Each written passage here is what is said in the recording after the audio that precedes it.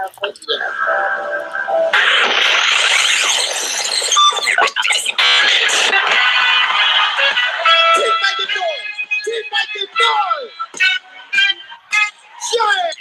know the last time it cut off before they said my name. It's always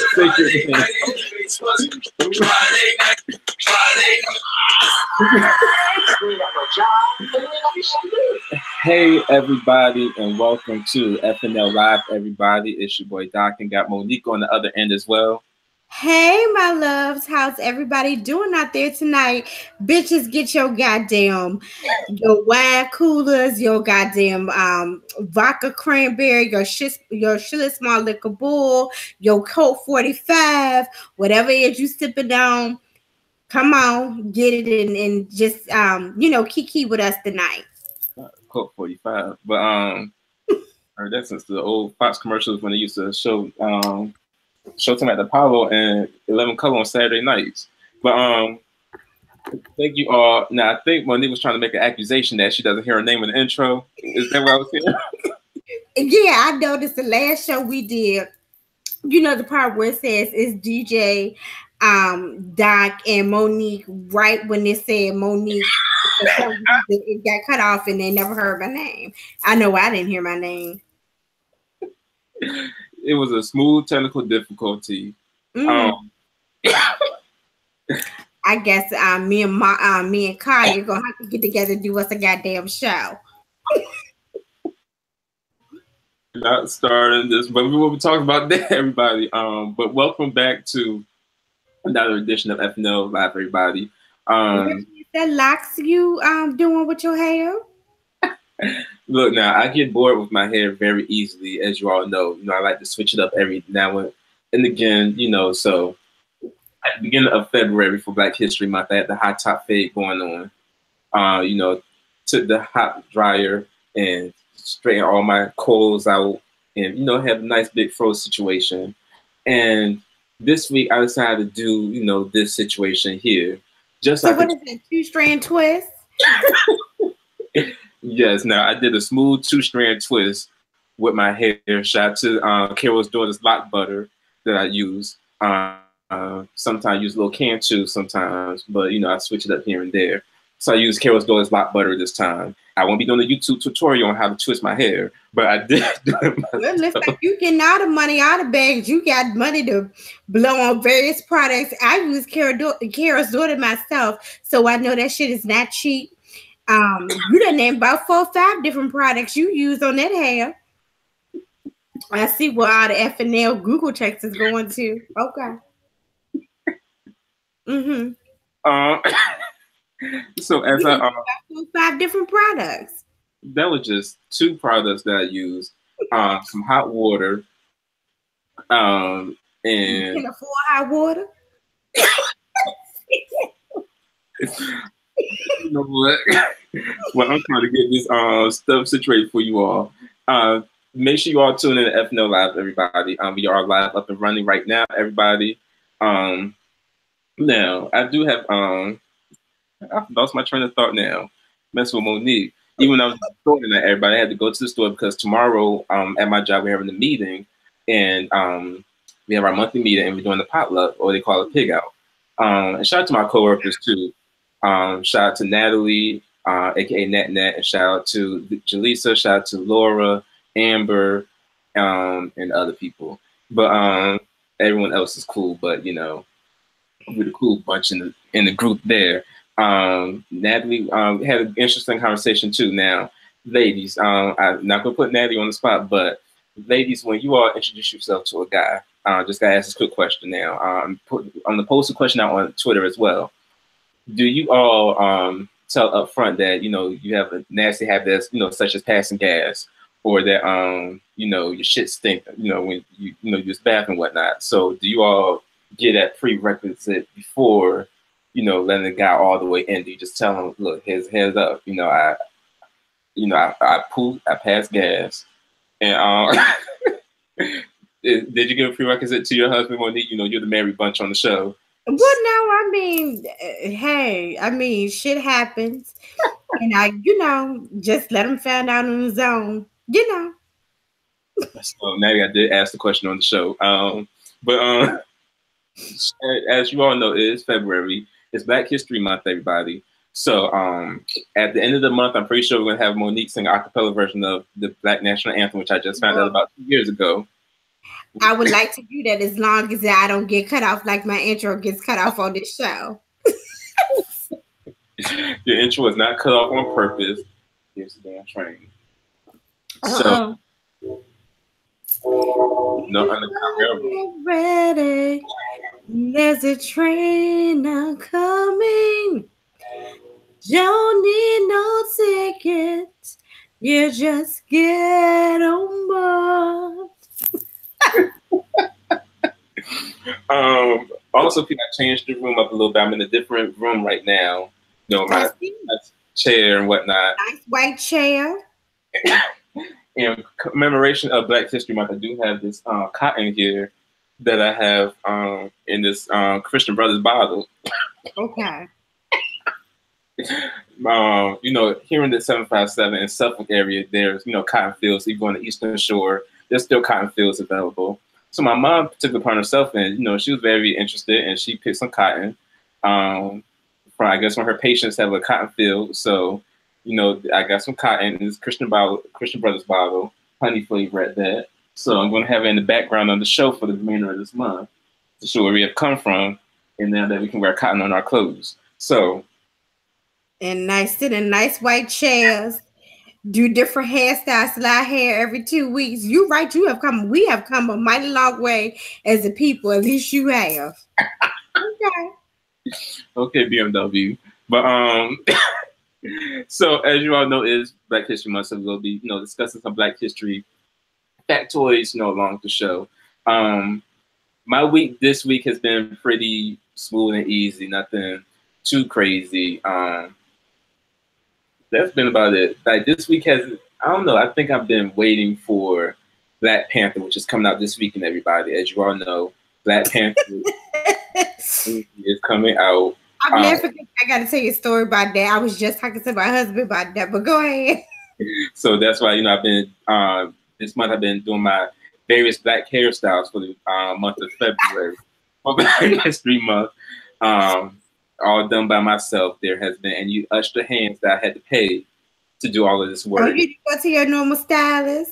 I might go get some braids next week. Who knows that? But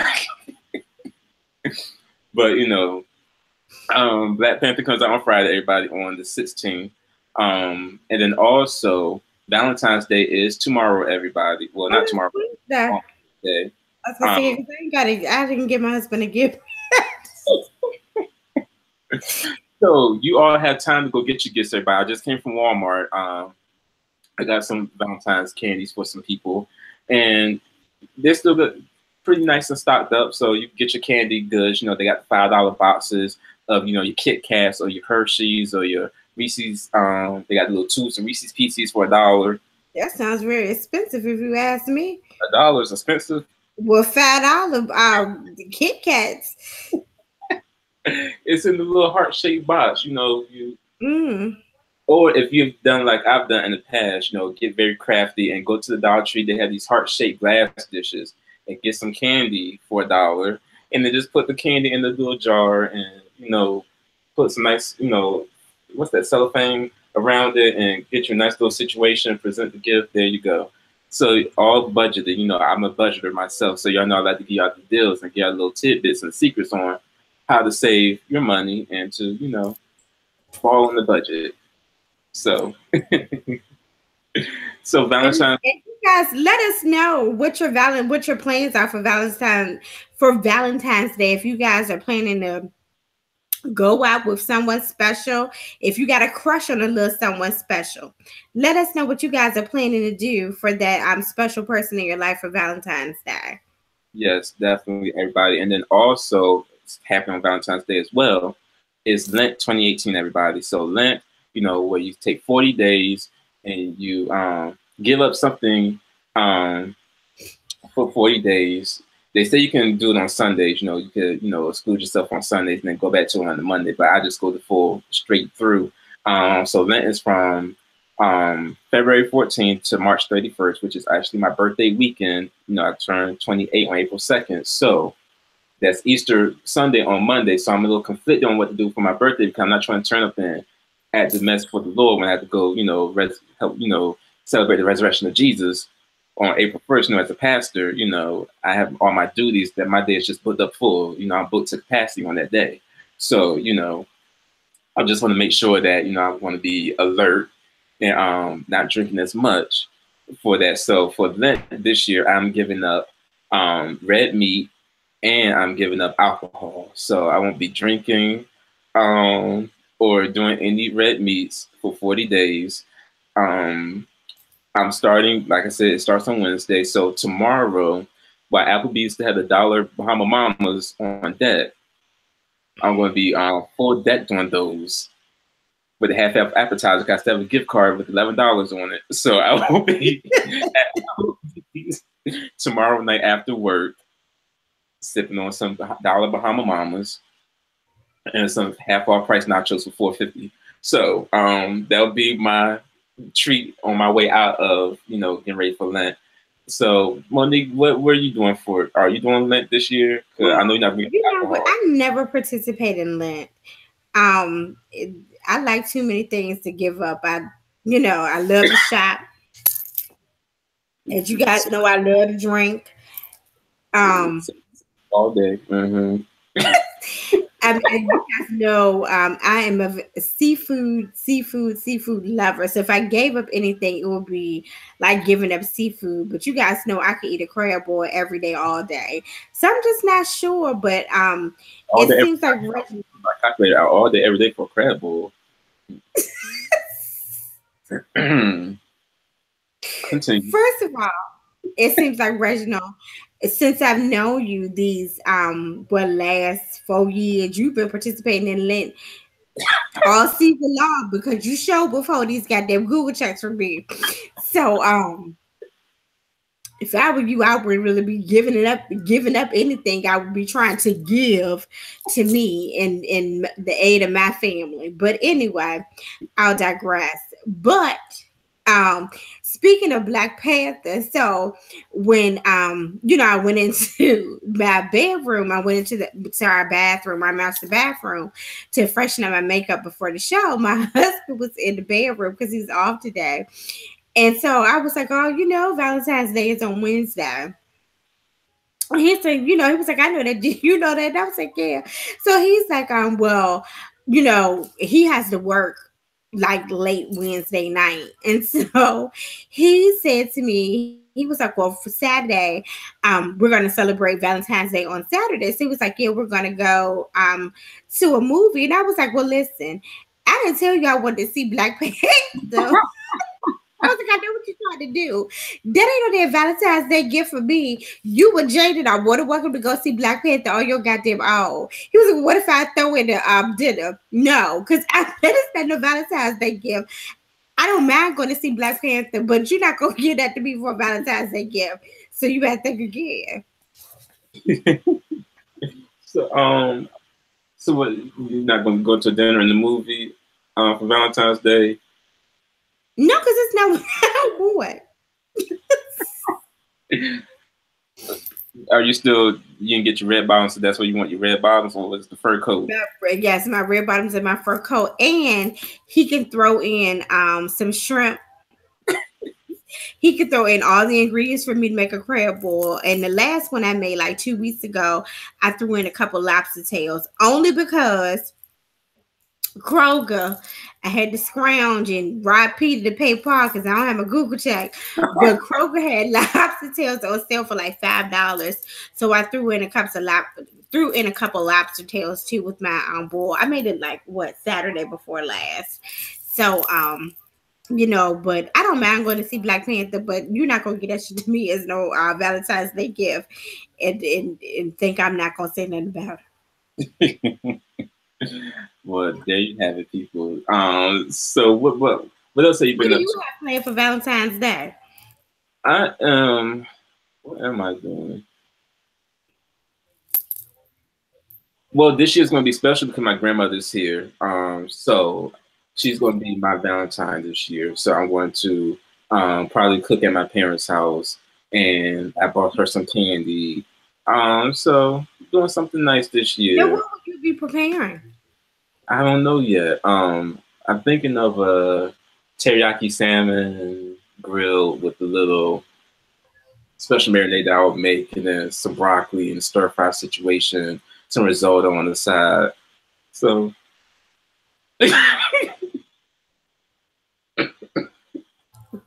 Last time I checked, when I went to Brio Tuscan Grill and got risotto, that shit won't cheap. I'm just saying. I'm out. I'm just saying. I was going to do some quinoa, but everybody's not hit to the game yet, so I'm just going to at least do something healthier on the since I can't eat any red meat or prepare any steaks or anything. So that's the other alternative is to be a little bootleg pescatarian, if you will, and eat some seafood up real fast. So oh my goodness. So anyways, people, just send the tweet out so you all let us know what you're doing for Valentine's Day and what you have planned and everything of that nature. But before we really kick off the show, people, we do have to give some since we've been away for the past couple of weeks, since the last show we did was the Grammys after show. So since that time, there's been quite a few deaths already in 2018 that we have to discuss and that you all know about, and just give our condolences and our shout outs to them. So first up, just as recent, the other day, Reggie Cathy, who you all know from The Wire, he was on House of Cards. He passed away at 59 years old, surrounded by friends. And they said that he was battling lung cancer. He just won an Emmy a couple of years ago. Like I said, he was on House of Cards on Netflix, which we all know has just been gone down, everything on set because of the whole Kevin Spacey situation. Yeah, so. Fuck that up for. I don't know. Did they return? I know one time they had stopped like taping and filming. Yeah, then they said they're just going to X him out and they're going to go ahead and add new people into. Well, not new people, just evolve the other characters, and he's just pretty all the way written out, Kevin Spacey. So wasn't word maybe Cathy was going to be a part of the cast when the show returned when they started shooting on Netflix. But definitely, like you said, he's very young, 59 years old, battling lung cancer. That's what they said. The word around the street. I saw that yesterday. Yeah. So condolences to him as well. Dennis Edwards of the Temptations. Now, for those who know, my dad's favorite group of all time, the Temptations. Dennis Edwards, one of the lead singers of the Temptations, passed away as well. Now we got a lot of there's been some not conspiracies, but some allegations regarding his death. Now this is the first time I've heard an allegation like this. I can't remember who we said a while ago. What old person died, and we said something about the ex-wife or the wife was allegedly, plotted to kill them or something like that. I can't remember who it was, but it was probably a couple of years ago. But anywho, in Dennis Edwards' case, there's word around the block that his wife tried to smuggle him with a pillow one of those nights. And it's saying that, was the kids that saying she killed them? No, they were stating that pretty much like the county, I think like Adult Protective Services was involved. Allegedly, they were stating that the wife tried to, like you said, suffocate him with the pillow. Initially, they stated that the cause of death for Dennis Edwards was, I guess, a long-standing battle with or complications from meningitis. And I told you that sounded a little suspect to me in the first place because I don't really know no old-ass man to get meningitis. Typically, when you think about meningitis, you think of an illness. That's an illness that you think about like a teenager or someone in their early 20s. Yeah, and typically, I don't know, call me slow, ignorant, stupid. And typically you hear more white folks getting meningitis than black folks. But at any rate, again, that's what they stated initially his cause of death was. But they stated not so fast.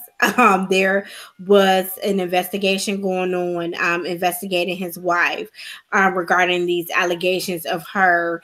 They said, I guess, I guess a few weeks before he actually passed away, like I said, there was a call made, and they had to go out and investigate, and stated basically that he was a victim of elder abuse, and um his widow tried to, well, she was his wife at the time, tried to suffocate him with the pillow. Of course, her and her team, deny these accusations and allegations, and state that that is not true whatsoever. So I don't know, how this story is going to unfold or play out. But those of our younger heads and younger audience members that are watching us, Dennis Edwards, again, like Reggie stated, was one of the lead singers of the Temptations. He actually, I guess, replaced David Ruffin when David Ruffin was kicked out the group. And so he is responsible, Dennis Edwards, for songs like Papa Was a Rolling Stone, I think what Psychedelic Shack. So some of the Temptations more popular songs after David Ruffin was out of the group. So definitely a big rest in peace to Dennis Edwards. Yeah, and his funeral. Yeah, I guess he was a Motown legend. So definitely a big rest in peace, rest in heaven. And we are praying for his, friends and family, even that goddamn mean ass wife. Yes, exactly. Because she's out to get you, and she got you. But Dennis Edwards also one of the epic videos of all time. So remember his song "Don't Look Any Further." I believe this is at the time when music videos were first coming out. Now he was giving me Stroke vibes in the video, the way his mouth movements and everything like that. Kind of like Teddy Campbell, Tina Campbell's fruity husband. It's kind of giving me those little vibes with the mouth, talking to the side and stuff. If y'all watch the video, it's one of the epic videos of all time. From back in the day. So again, rest in peace to him, and hopefully they get justice for the wife that tried to smuggle him with a damn CD Posturepedic pillow or memory foam pillow. My pillow, shout out to as seen on TV. So another person we have to give a shout out to as well, recipe shout out to is very untimely, but Rasaul Butler and Leah LaBelle. Now, for those who don't know, Rasaul Butler, he was a 13-year NBA veteran. He played for the Heat, played for a number of other teams. He went to straight from South Philly. Went to LaSalle University in Philly. One of my older brothers actually used to play ball with him, and of course in South Philly. He and his wife Leah LaBelle. Now Leah LaBelle, I interviewed her a long time ago on the old edition of FNL Radio when she was. Around 2012, she was coming out with some records with, she was signed under Jermaine Dupri and Pharrell, and she had a couple of singles that came out at that time, and her career didn't quite take off like it was supposed to, but she was a very sweet person, very talented person. A lot of people have, shared their love for them and said that they've been, were a light couple where they just, lit up the room, and they were, very positive couple, went to church. They died in a car accident. Where they're trying to say right now there still isn't a real cause of what happened, but they're saying it could have been street racing situation. Well, yeah, I was gonna say the story that I read was that Rasaul Butler, I guess they were driving in his Range Rover. He lost control of the Range Rover. They hit a parking meter, and then the car flipped and then hit a wall, and then they both were pronounced dead on the scene. So like you said, definitely. Yeah, definitely very sad. He was 38 years old, so he was just a year older than me. And she was 31 years old, so she was what, like 3 years older than you, Reggie? Yeah. And she was actually from the old season. Like, if y'all remember, she was on season 3 of American Idol. That was the season where you had Fantasia, who won. Then you had Jennifer Hudson, and the countless other people that were on that season as well. She was part of that bunch on that season 3 as well. So Fantasia gave her condolences online as well. So again, very young couple, unexpected, and that's why I told you all on Twitter too. Y'all know I act the fool and stuff like that, but I told you all on Twitter too, and you all retweeted it as well. That live every day like it's today, because tomorrow is not even promised, not even a minute from now is promised. So I give y'all a word out there. Because tomorrow is not motherfucking Robinson. I can spit it today. Oh my goodness! And then also, real quick, too, for those who used to watch Frasier, now y'all know John Mahoney, who played Frasier's dad on the show. He actually passed away as well, and I think they say he had brain cancer or something of that nature. So, uh, again, rest in peace to a lot of them, and our condolences to a lot of their families as well. Um, Now, moving on to another topic here, everybody. So, there's been a lot of babies that's been out here. So, first off, y'all know every quarter, we have a little Kardashian update. Then we had like a small update during, I think it was Grammy after show. We talked about Chicago West. Well, now we have Kylie Jenner's baby. So it looks like Kylie was not the surrogate for Kim and Kanye, as been speculated. She had her own baby that Travis Scott planted the seed in her, and he impregnated Kylie Jenner, and they had their baby named Stormy Webster. She was born on February 1st.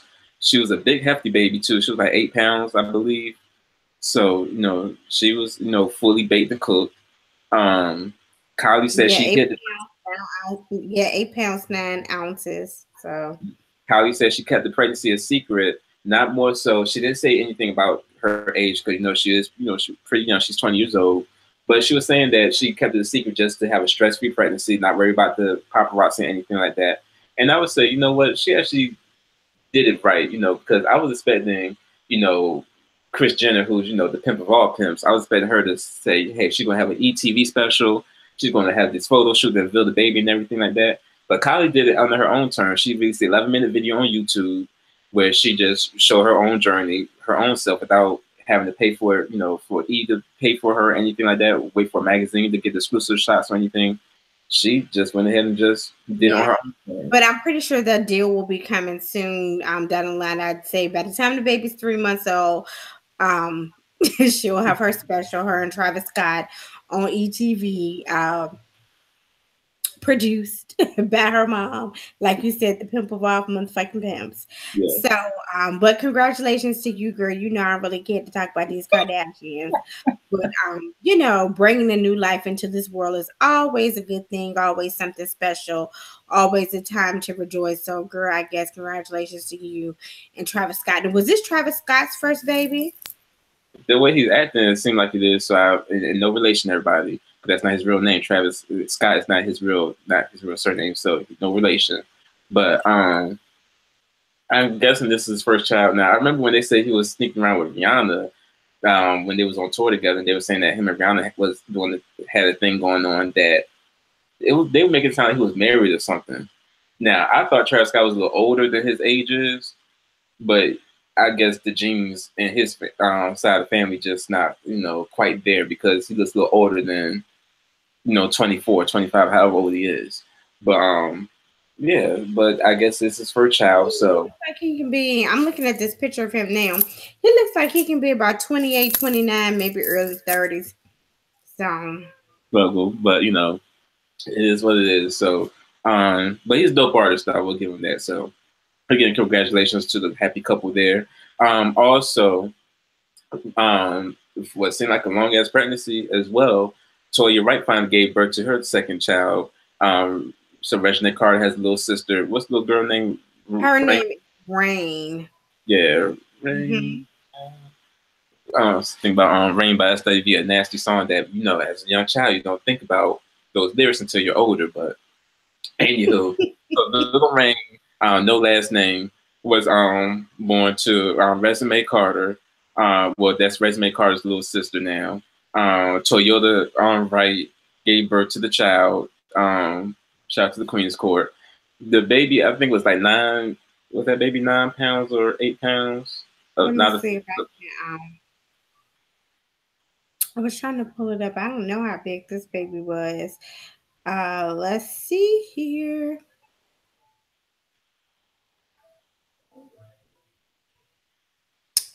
I don't know. I don't think it says how big this baby was. So apparently, I guess Regina posted a screenshot of a conversation between her and her mom, and it just stated, "Today may be your last day as the only child, but you will always be my baby." It reads, or it read, "I love you forever. Now it's time for double the fun, double the love, and double the blessings with my two girls, Reginae and Rain." So, I guess this was last Thursday.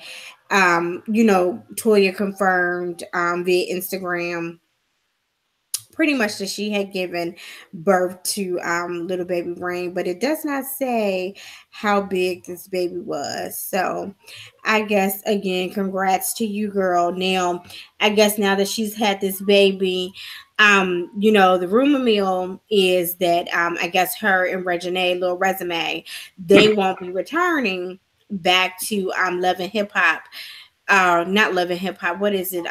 Growing Up Hip Hop on We for a third season. So we shall see. Similac bitch ain't cheap. So you gotta do what you need to do. But at any rate, I guess congratulations. We don't know. Well, supposedly, allegedly, the daddy is one of Faith's cousins. So and we talked about this before in one of our shows. He is supposed to be a sports agent, this young man, whomever he is. So again, congratulations to you and the baby daddy. You know, I guess. Yes.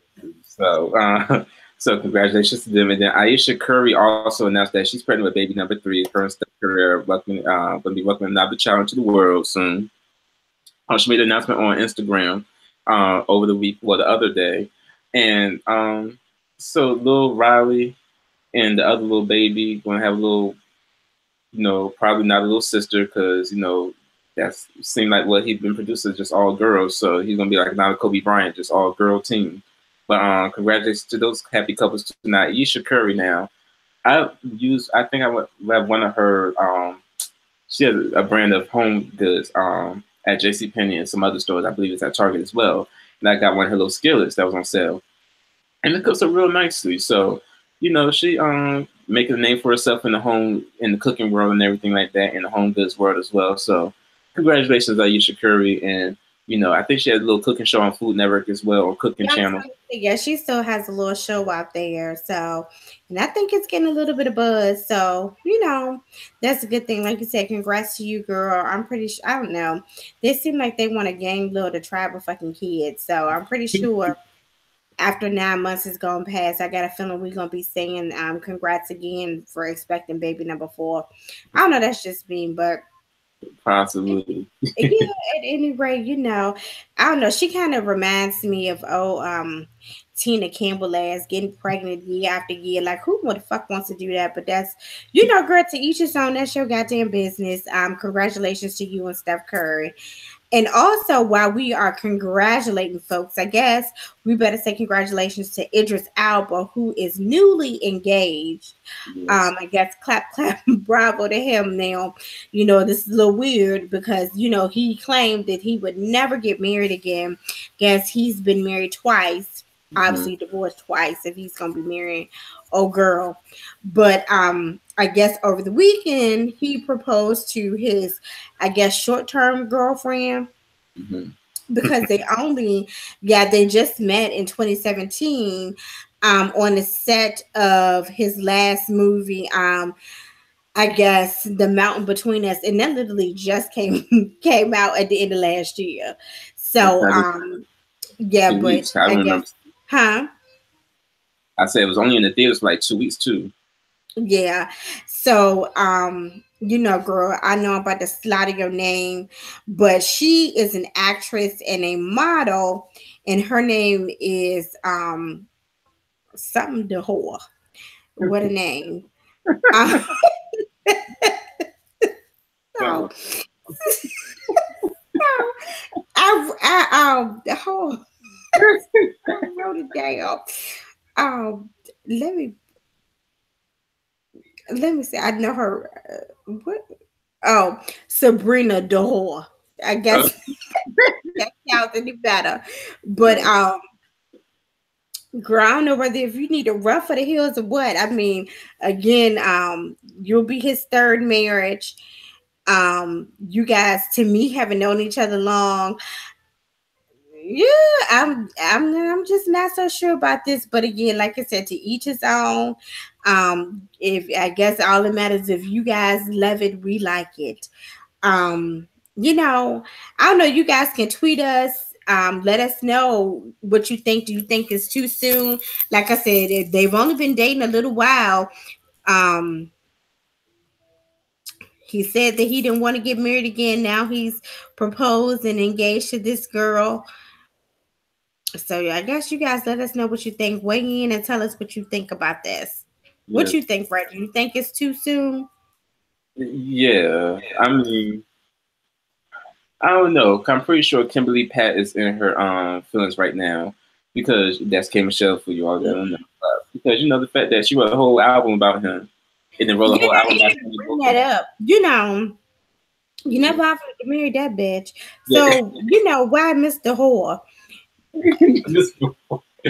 Look, again, you proposed her at the movie theater, so everything just seems a little suspect. I mean, the way you meet them on a flop movie is the way you lose them, as Jennifer Lopez and Ben Affleck.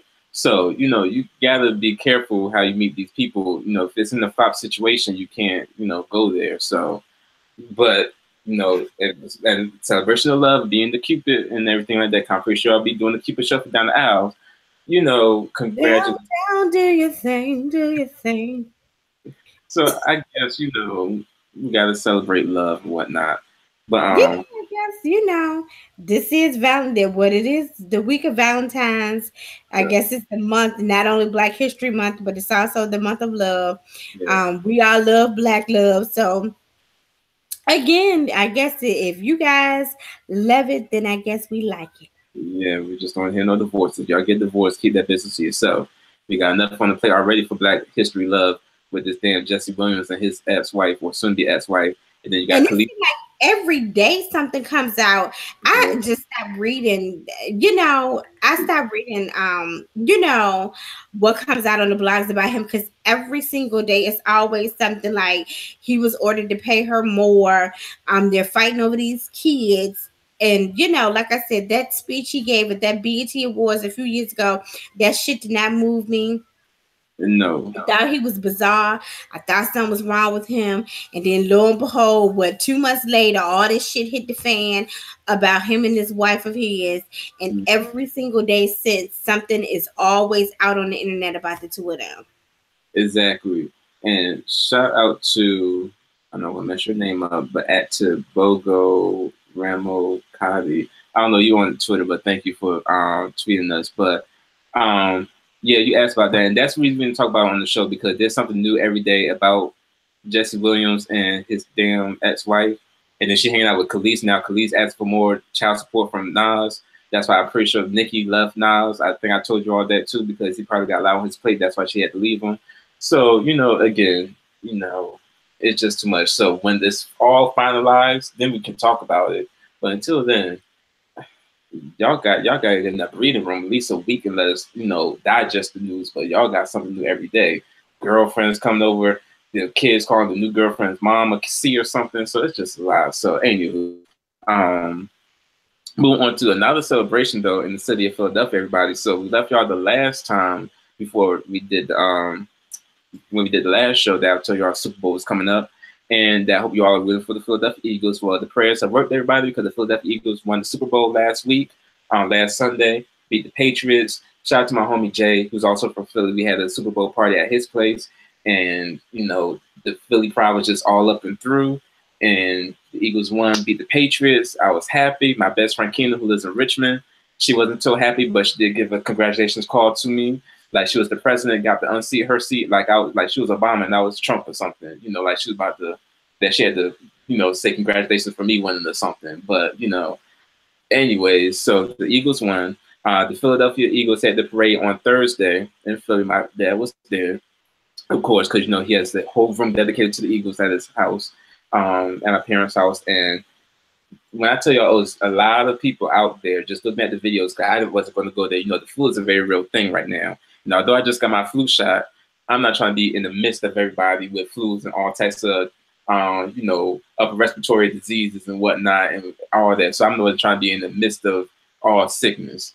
So I kept my distance.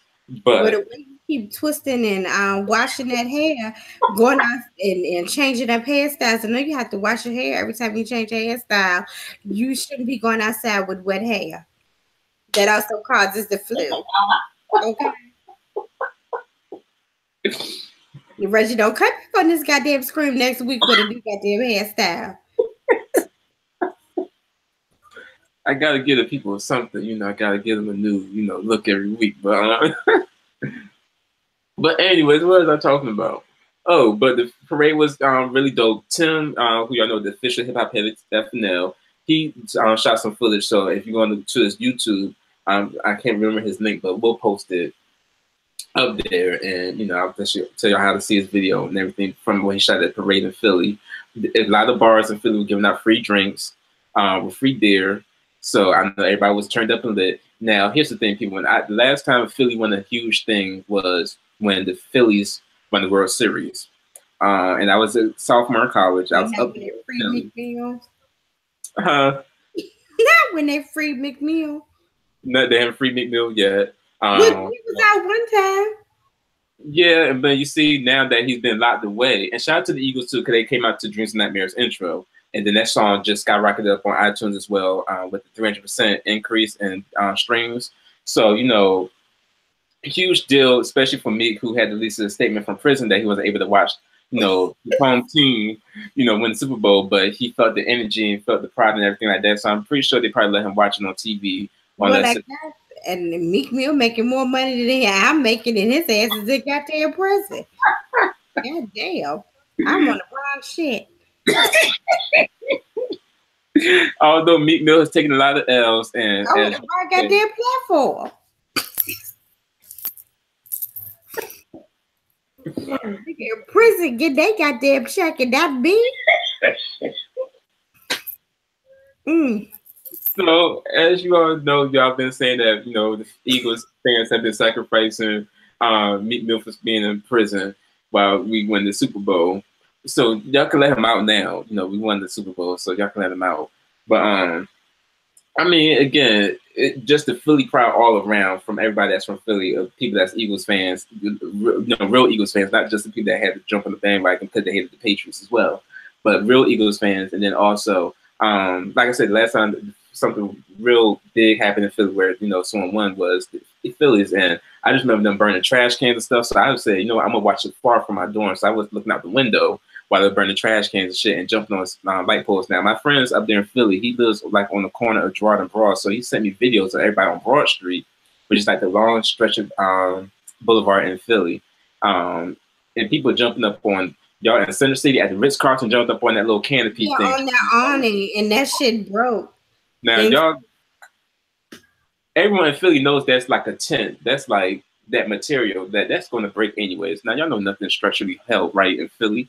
So y'all going to jump up there and break the shit down. Y'all jumping on SEPTA buses. Come on now.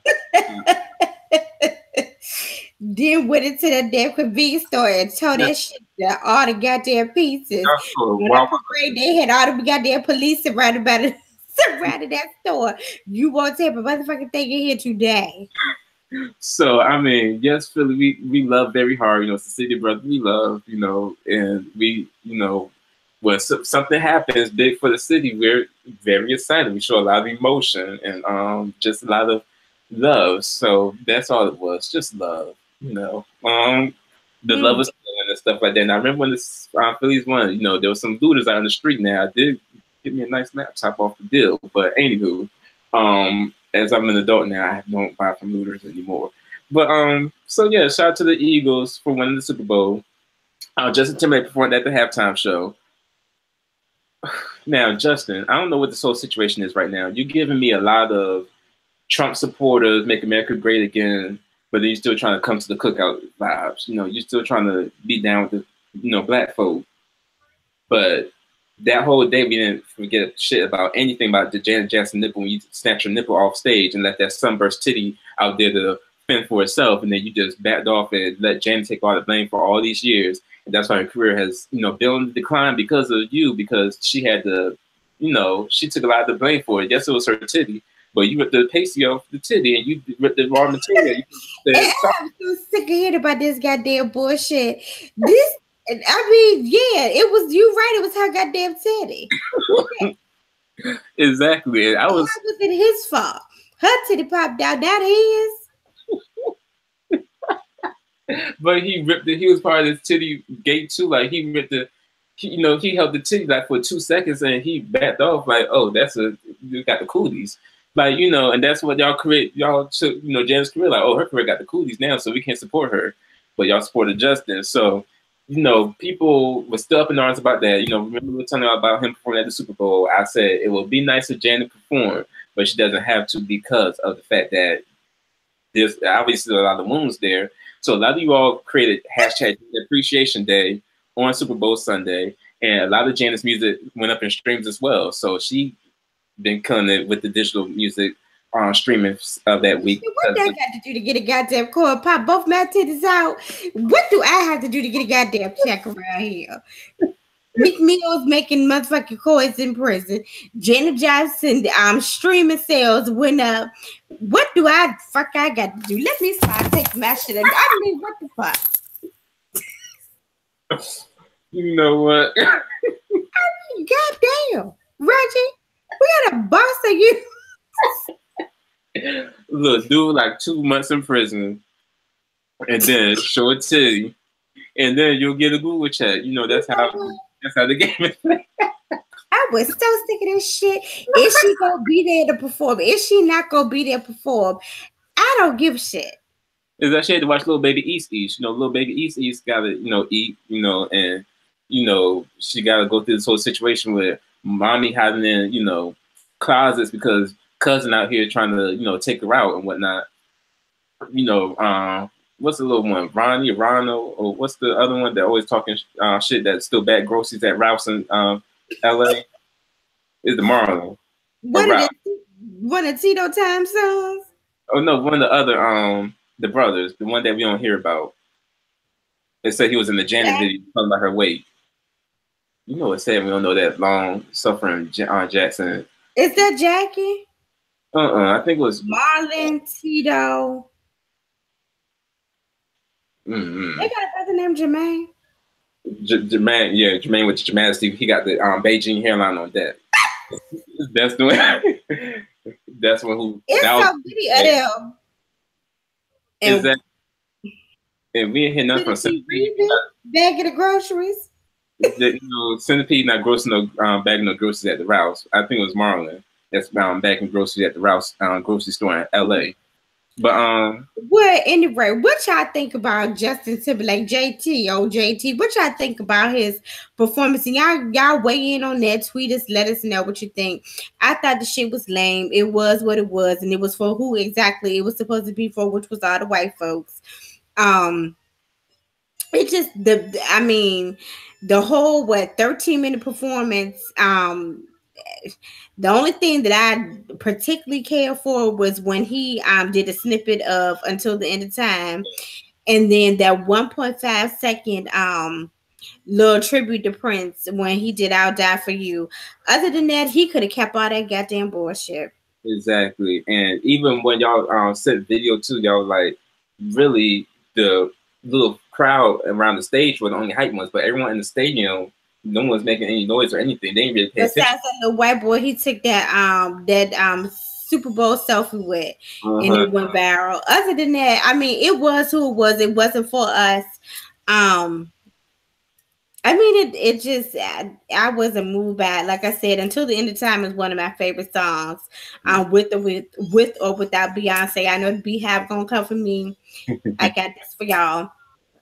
But you know, that's one of my favorite Justin Timberlake songs, period. Like I said, that half a second little tribute to Prince, because you know the Super Bowl was in Minnesota, and you guys know that is where Prince was born and raised. Yeah, and then there was also word that he was supposed to use the hologram, but it wasn't a hologram because Sheila E. said that she spoke to Prince, she spoke to Justin directly, and that he didn't use a hologram, he just used a big projector. But here's the thing, though, because Prince didn't care too much for Justin Timberlake. And one of y'all Justin Timberlake fans got me because I said that, so I'm trying to find that tweet. But y'all got real mad at me when I said that, Prince didn't care nothing about Justin Timberlake. And he didn't. Prince basically said, Justin tried to call him out. Once upon a time when Sexy Back came out, and Prince basically said that, Prince is at a party. Prince is a shady queen. He said some stuff about him. And Justin went back on the Timberland song and said that it's sexy is bad than something. I forgot that song, but basically he basically talked shit about Prince in the song too.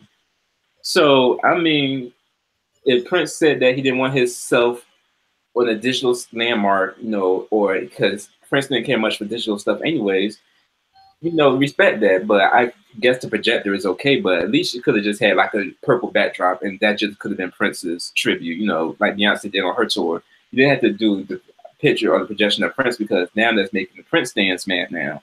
So again, it's just a lot going on. All y'all just got mad at Justin, and I guess y'all really got mad at him because album says now, although he did be the #1 on the charts with his new album, Man of the Woods, it was his lowest selling album where it only sold 230,000. So, well, let me tell y'all, stop holding grudges to Justin Timberlake over that goddamn Janet Jackson bullshit again. It was her goddamn titty, her goddamn fault. That's just the way I see it. Again, like you said, that I don't know. I think I wouldn't even call it paying homage to Prince because again, it was like half of a second, if that. I thought he was going to do a bit more than that. Like you stated, we all, it was said that Prince was not a fan of holograms and things like that. He said that those things were demonic.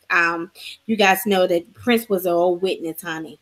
Mm-hmm. So, yeah, out here prancing around the parking lot of Walgreens, the last picture we saw of him, and so the witnesses, they got certain beliefs and belief systems. But again, I think overall that Justin Timberlake halftime show performance, it was who it was for. The white folks seemed to enjoy it, and that was that. I think about Jehovah Kanye's now. That Michael Jackson movie, that Lifetime movie that we discussed briefly throughout in the 2017 show. Michael was out there shopping. I think they did mention him being Jehovah Kanye and that he didn't celebrate Christmas, but he still bought gifts for the kids. Is that what it was? I was trying to figure out why you was buying Christmas gifts at the store that you didn't pay for, but you don't celebrate Christmas. Well, I don't know. Our back home in Bad News, my neighbor across the street is a witness, and her children, I don't know if any of she got a shitload of children. She got like a football gang load of children. I don't know if any of them, and they're all grown because obviously this lady is like my mom's age. Her children are all grown, and I don't think any of them are Jehovah's Witnesses.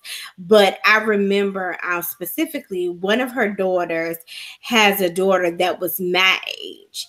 And they again, like they celebrated Christmas. Like every Christmas they got gifts. They exchanged gifts, they put up a tree, they decorated their home. So interesting. I guess you can, because, and I probably should not be saying this. My line sister is a Jehovah's Witness. Is she a witness?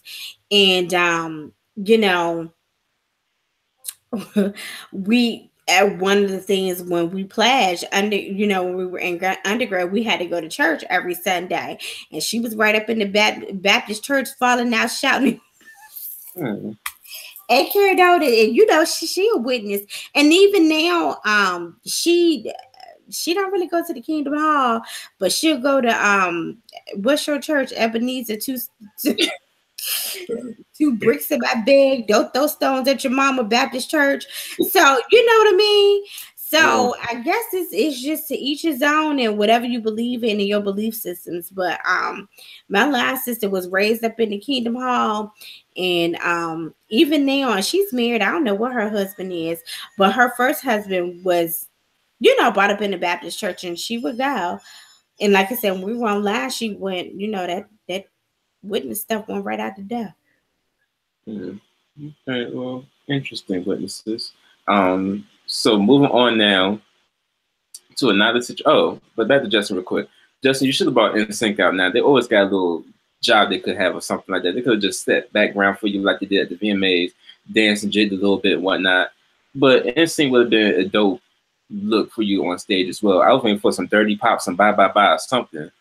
But yeah, and that's what we always. Everybody could work. Everybody could always use a job. Walmart always needs somebody to highlight the receipts, and lemonade. And Chick-fil-A, they always looking for somebody to refill the lemonade. So the same thing. I do agree with that. NSYNC could have came out and you guys could have done a few NSYNC hits, like you said, some bye bye bye. That was really.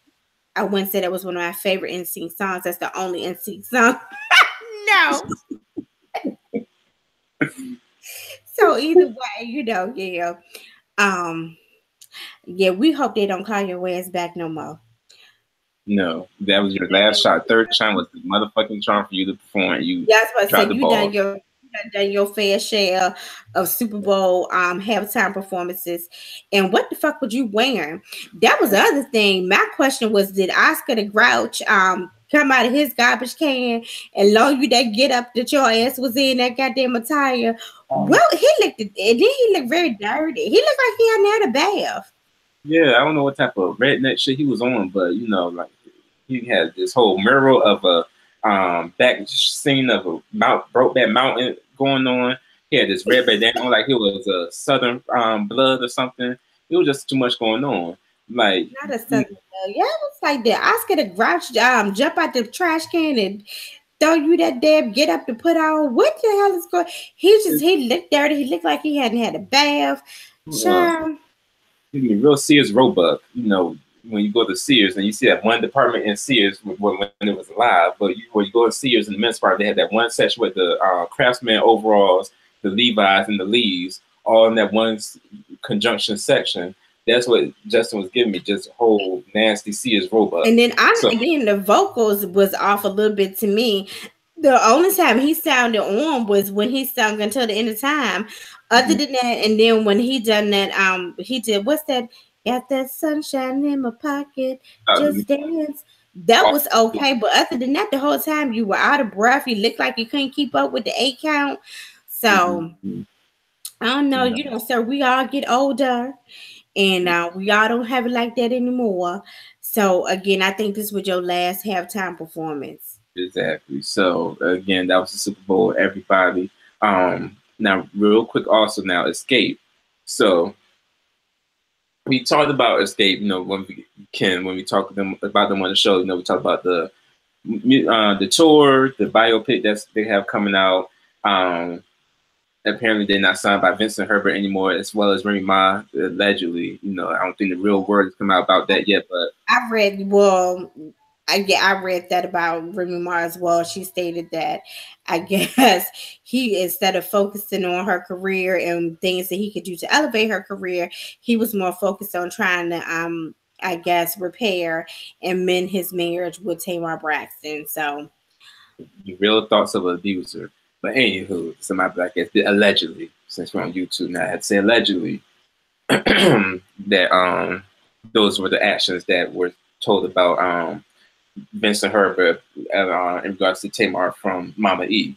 But XSCAPE, they've finally changed their name, everybody. So I know XSCAPE said they were going to be continuing as a trio, while Candy, said she wanted to do new music with them, but she will be at the Essence Festival with them in July of this year. So they're going to be performing again at Essence Festival this year, but on a bigger stage instead of that little closet space they had last time when they had their first reunion show.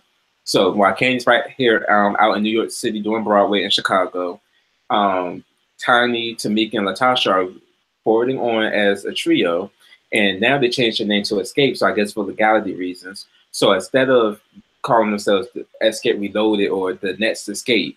They call themselves Escape, but now they changed the E to a number 3. So it's number 3. So I thought, that's real interesting. But, well, like you said, I think it was a smart move, and like you said, for legality purposes, I think that if they had gone on as a trio and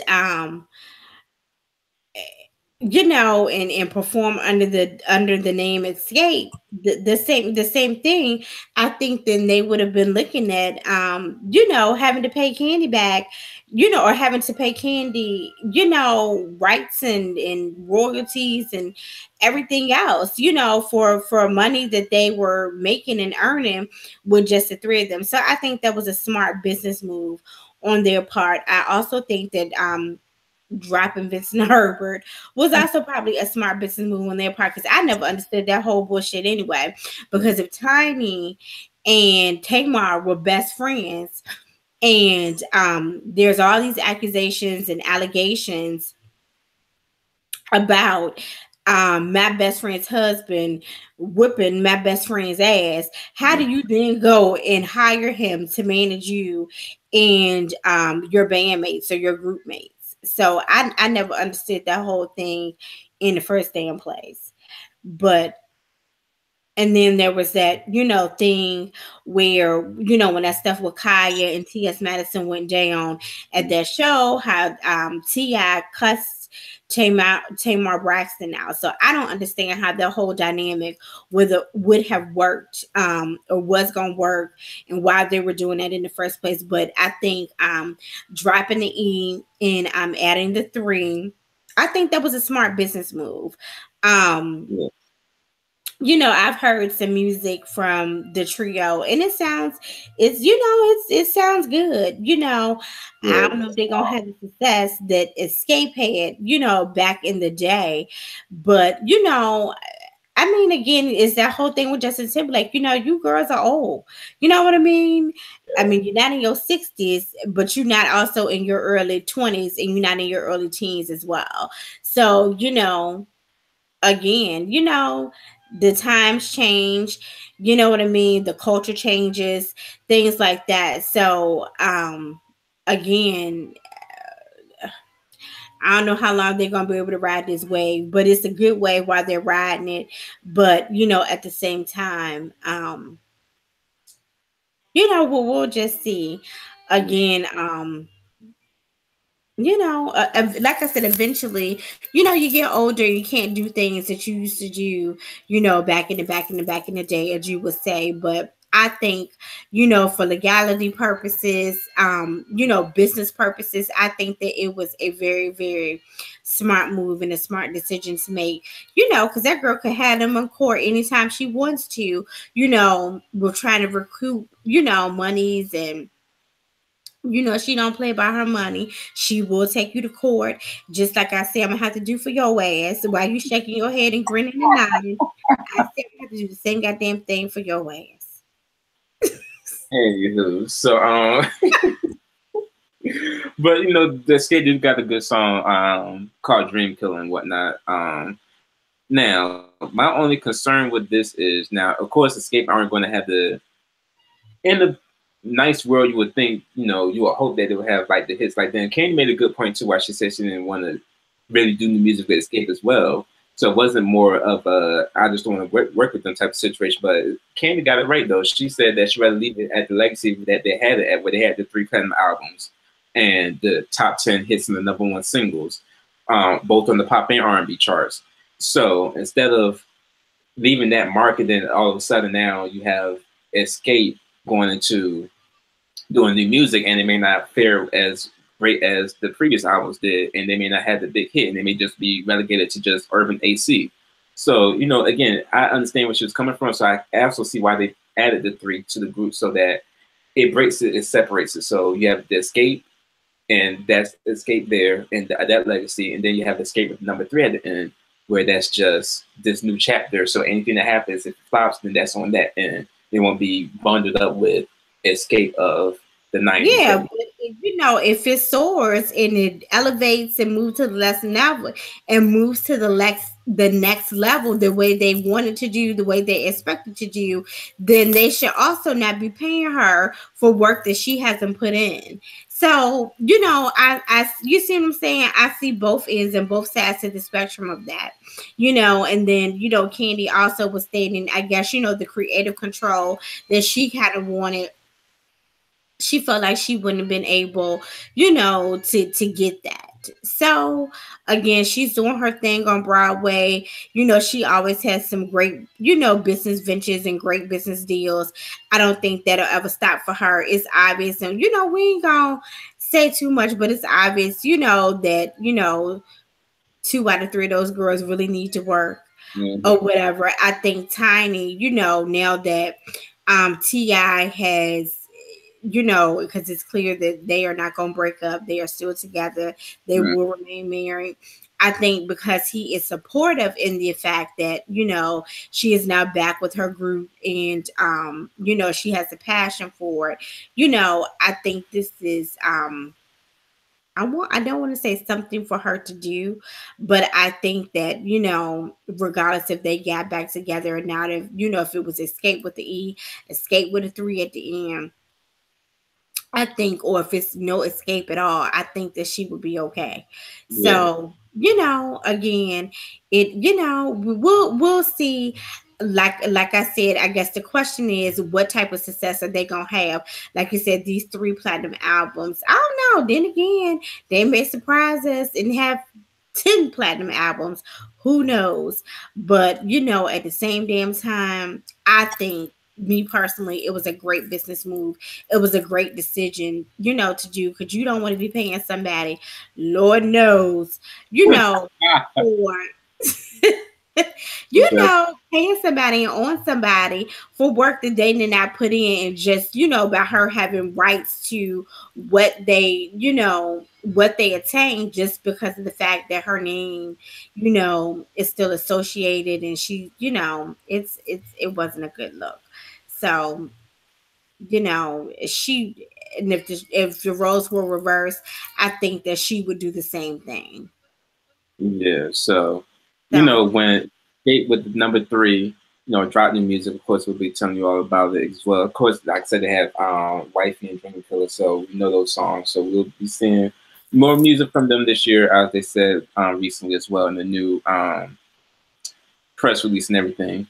So now, moving on to someone who just have so much tea that the Lipton warehouse couldn't even hold all that same tea as well. And this is when Grandpa talks too damn much. So Quincy Jones, everybody. So Quincy Jones, y'all know I'm a music head. I love music. He's been one of the people that, you know, you got to look up to him, because he's like one of the greats, especially when it comes to, you know, black artistry and stuff like that. But boy, I didn't know this old man had this much information, this much, you know. He's like the male of Aretha Franklin. yeah, I mean, my nigga, you tipped the whole goddamn teapot all the way over. You didn't leave any kettle left to sip on. So I don't know if you know, yo I don't know if your dementia medication got mixed up, got turned around somewhere along the way. You know, and you just felt like, you know, you were at your own free will to say whatever it is you wanted to say. But yeah, you spilled all the goddamn tea. yeah, so the last time we ever talked about Quincy Jones on the show, and fact was actually when he had the lawsuit against Michael Jackson's estate, where he got his, what was it, $100 million or something like that for his unpaid royalties. So, you know, again, that was the last time we talked about him. Yeah, that story as well. So, of course, you know, when it comes to money stories, I try to shy away from. I'm always inspired by a nigga getting their goddamn coins.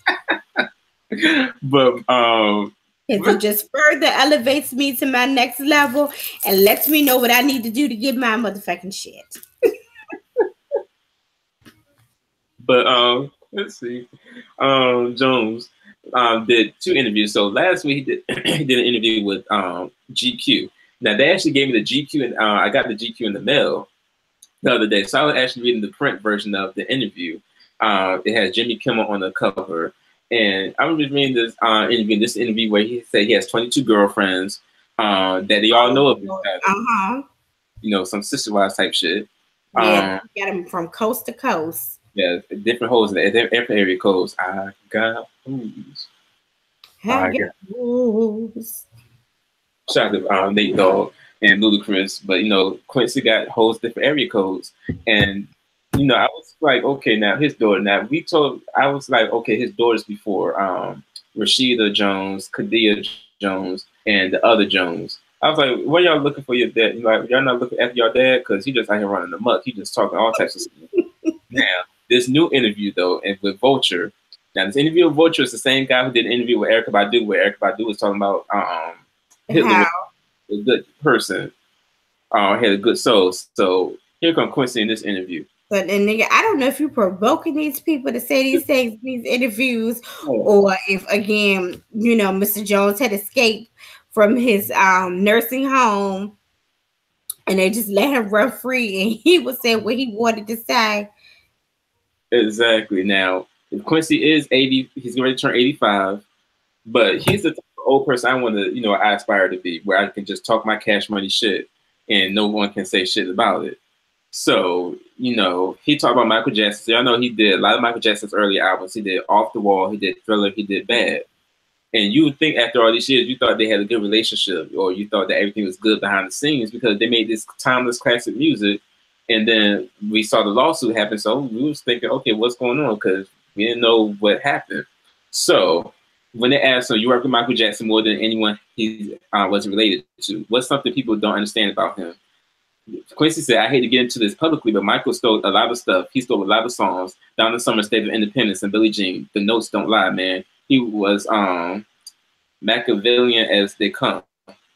And then he said, how so? He said, greedy, man, greedy. Don't stop till you get enough. Greg Philligan, whatever his name is, wrote the C-section. Michael should have given him 10% of the song. Wouldn't do it. What's about music? What about outside of music? What's misunderstood about Michael? I used to kill him about the plastic surgery, man. He'd always justify it to say it was because of some disease he had. Bullshit. Now, that's his whole vitiligo and whatnot. He said, how much were his problems wrapped up in fame? You mean with the way he looked? He had a problem with his looks because his father told him that he was ugly and whatnot. And we saw that. We know that story. He talked about his big nose. He talked about his skin. He had bad acne. And that made Michael's self-esteem go real low to the ground.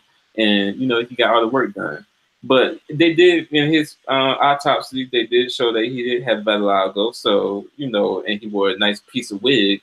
So I don't think it was bullshit, Quincy. But he was sick.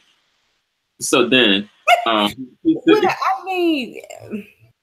I don't see people with vitiligo, but I ain't never seen it as bad as Michael Jackson. So I don't think, yeah. I think crossing the line and state that all that won't, I think it was vitiligo mixed with skin bleaching, but a combination of both. But old Quincy, then he talked about he said the Beatles, they won't shit. They could barely sing. Play the instruments. Yeah, they could shit. They couldn't read no music. They couldn't write no music. They could barely. They couldn't play no instruments. Much less hold the tune. So. And the way not Michael, but the way Quincy was going in and out of these interviews too, he was trying to throw the interview off. The interview kind of got back on topic a little bit too, because like one instance when he said, when you heard what you think when you first heard rock music, he said rock ain't nothing but a white version of rhythm and blues, motherfucker. And he said motherfucker with the ER, so he meant business when he said motherfucker as an old person.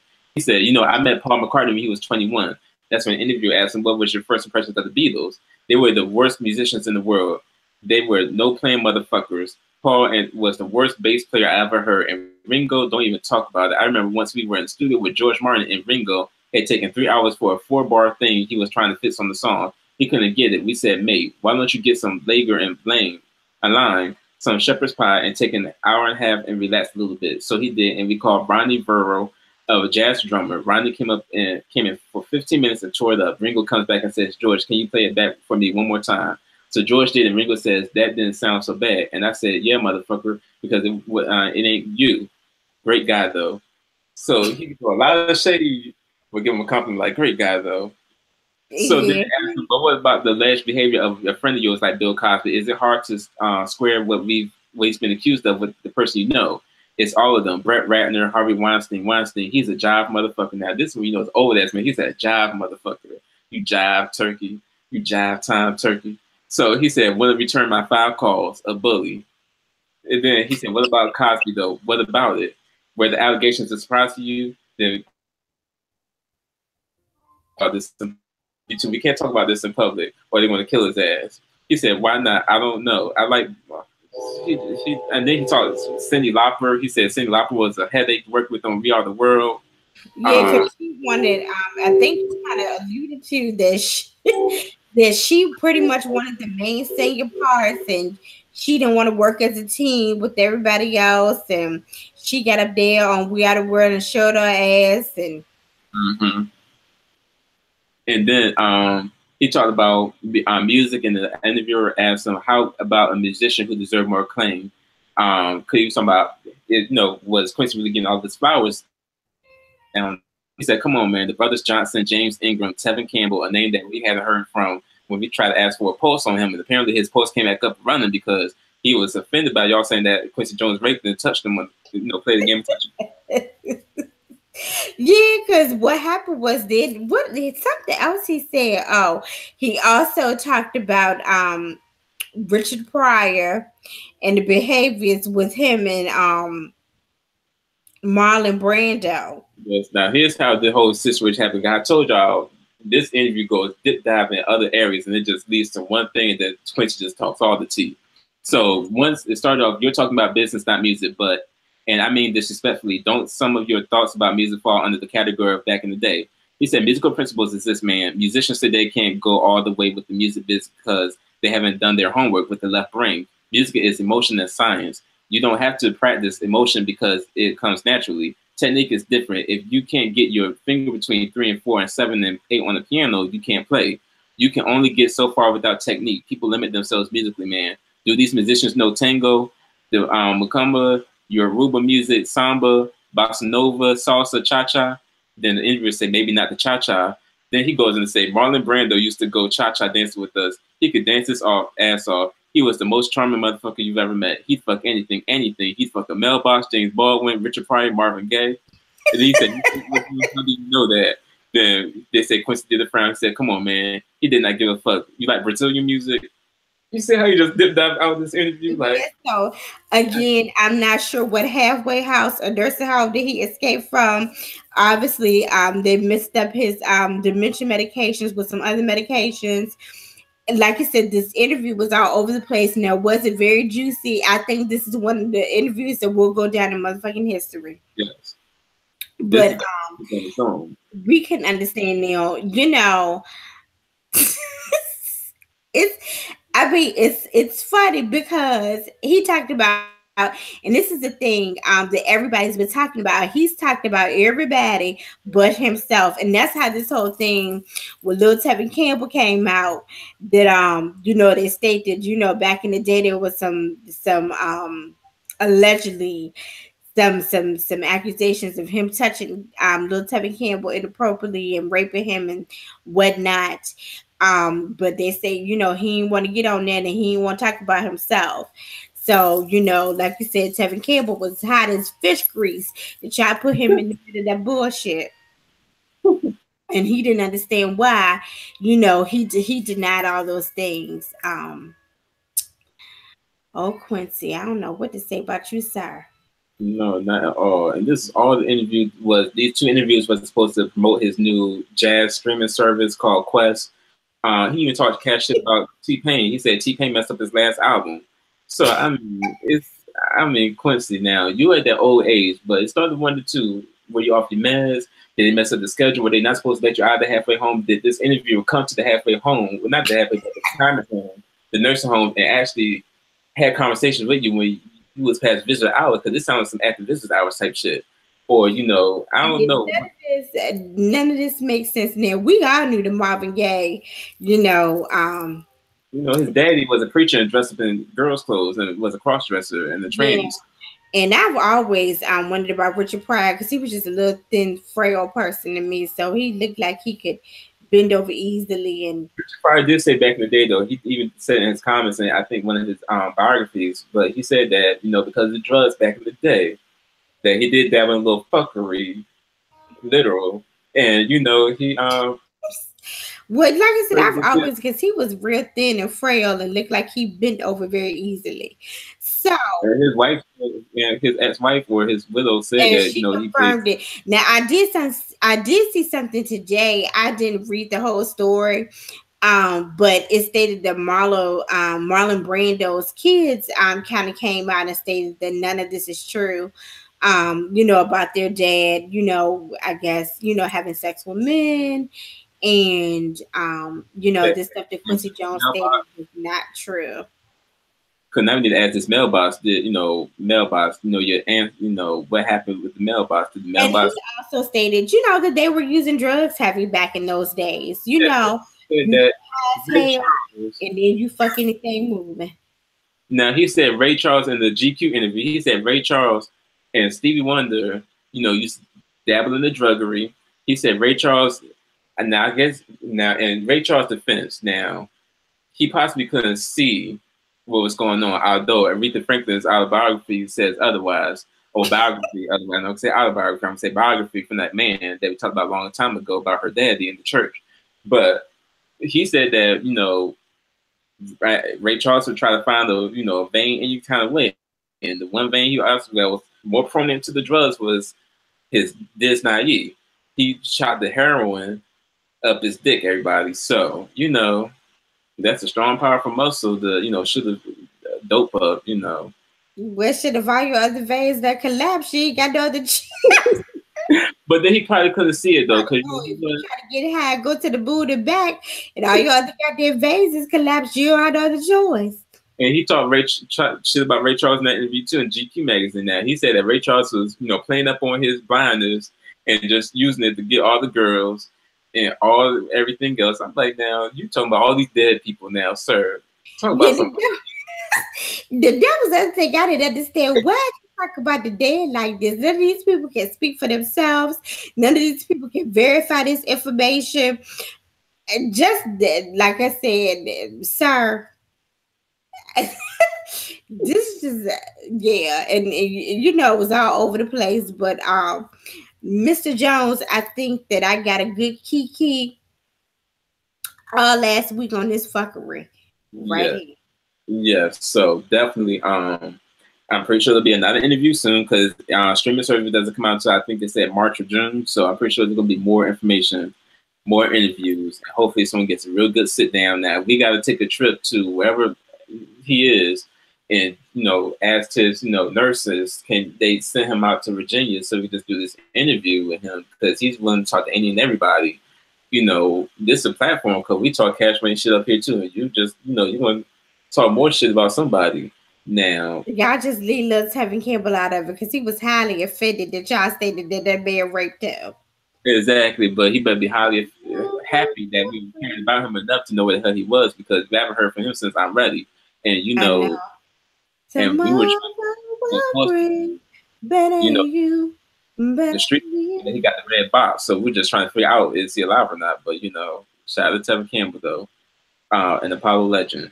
So moving on now to another Apollo legend who we know dabbled in, dickery allegedly, but Teddy Pendergrass. So what is this information about his ex-wife suing the kids or his widow, whoever? Well, I guess his widow is suing his children. Apparently, when he passed away, I guess a number of years ago, apparently in his will, he left his entire estate to his wife, and his kids, I guess, were not having that bullshit. So according to his widow, she states that these kids have dragged her like in and out of court, I guess trying to get access to his estate. And I read this story on Saturday, but it stated that she's sick of it. She has pretty much spent hundreds of thousands of dollars in legal fees and in and out of court, things like that. there was something about his son. I guess Teddy Pendergrass, he died 7 years ago.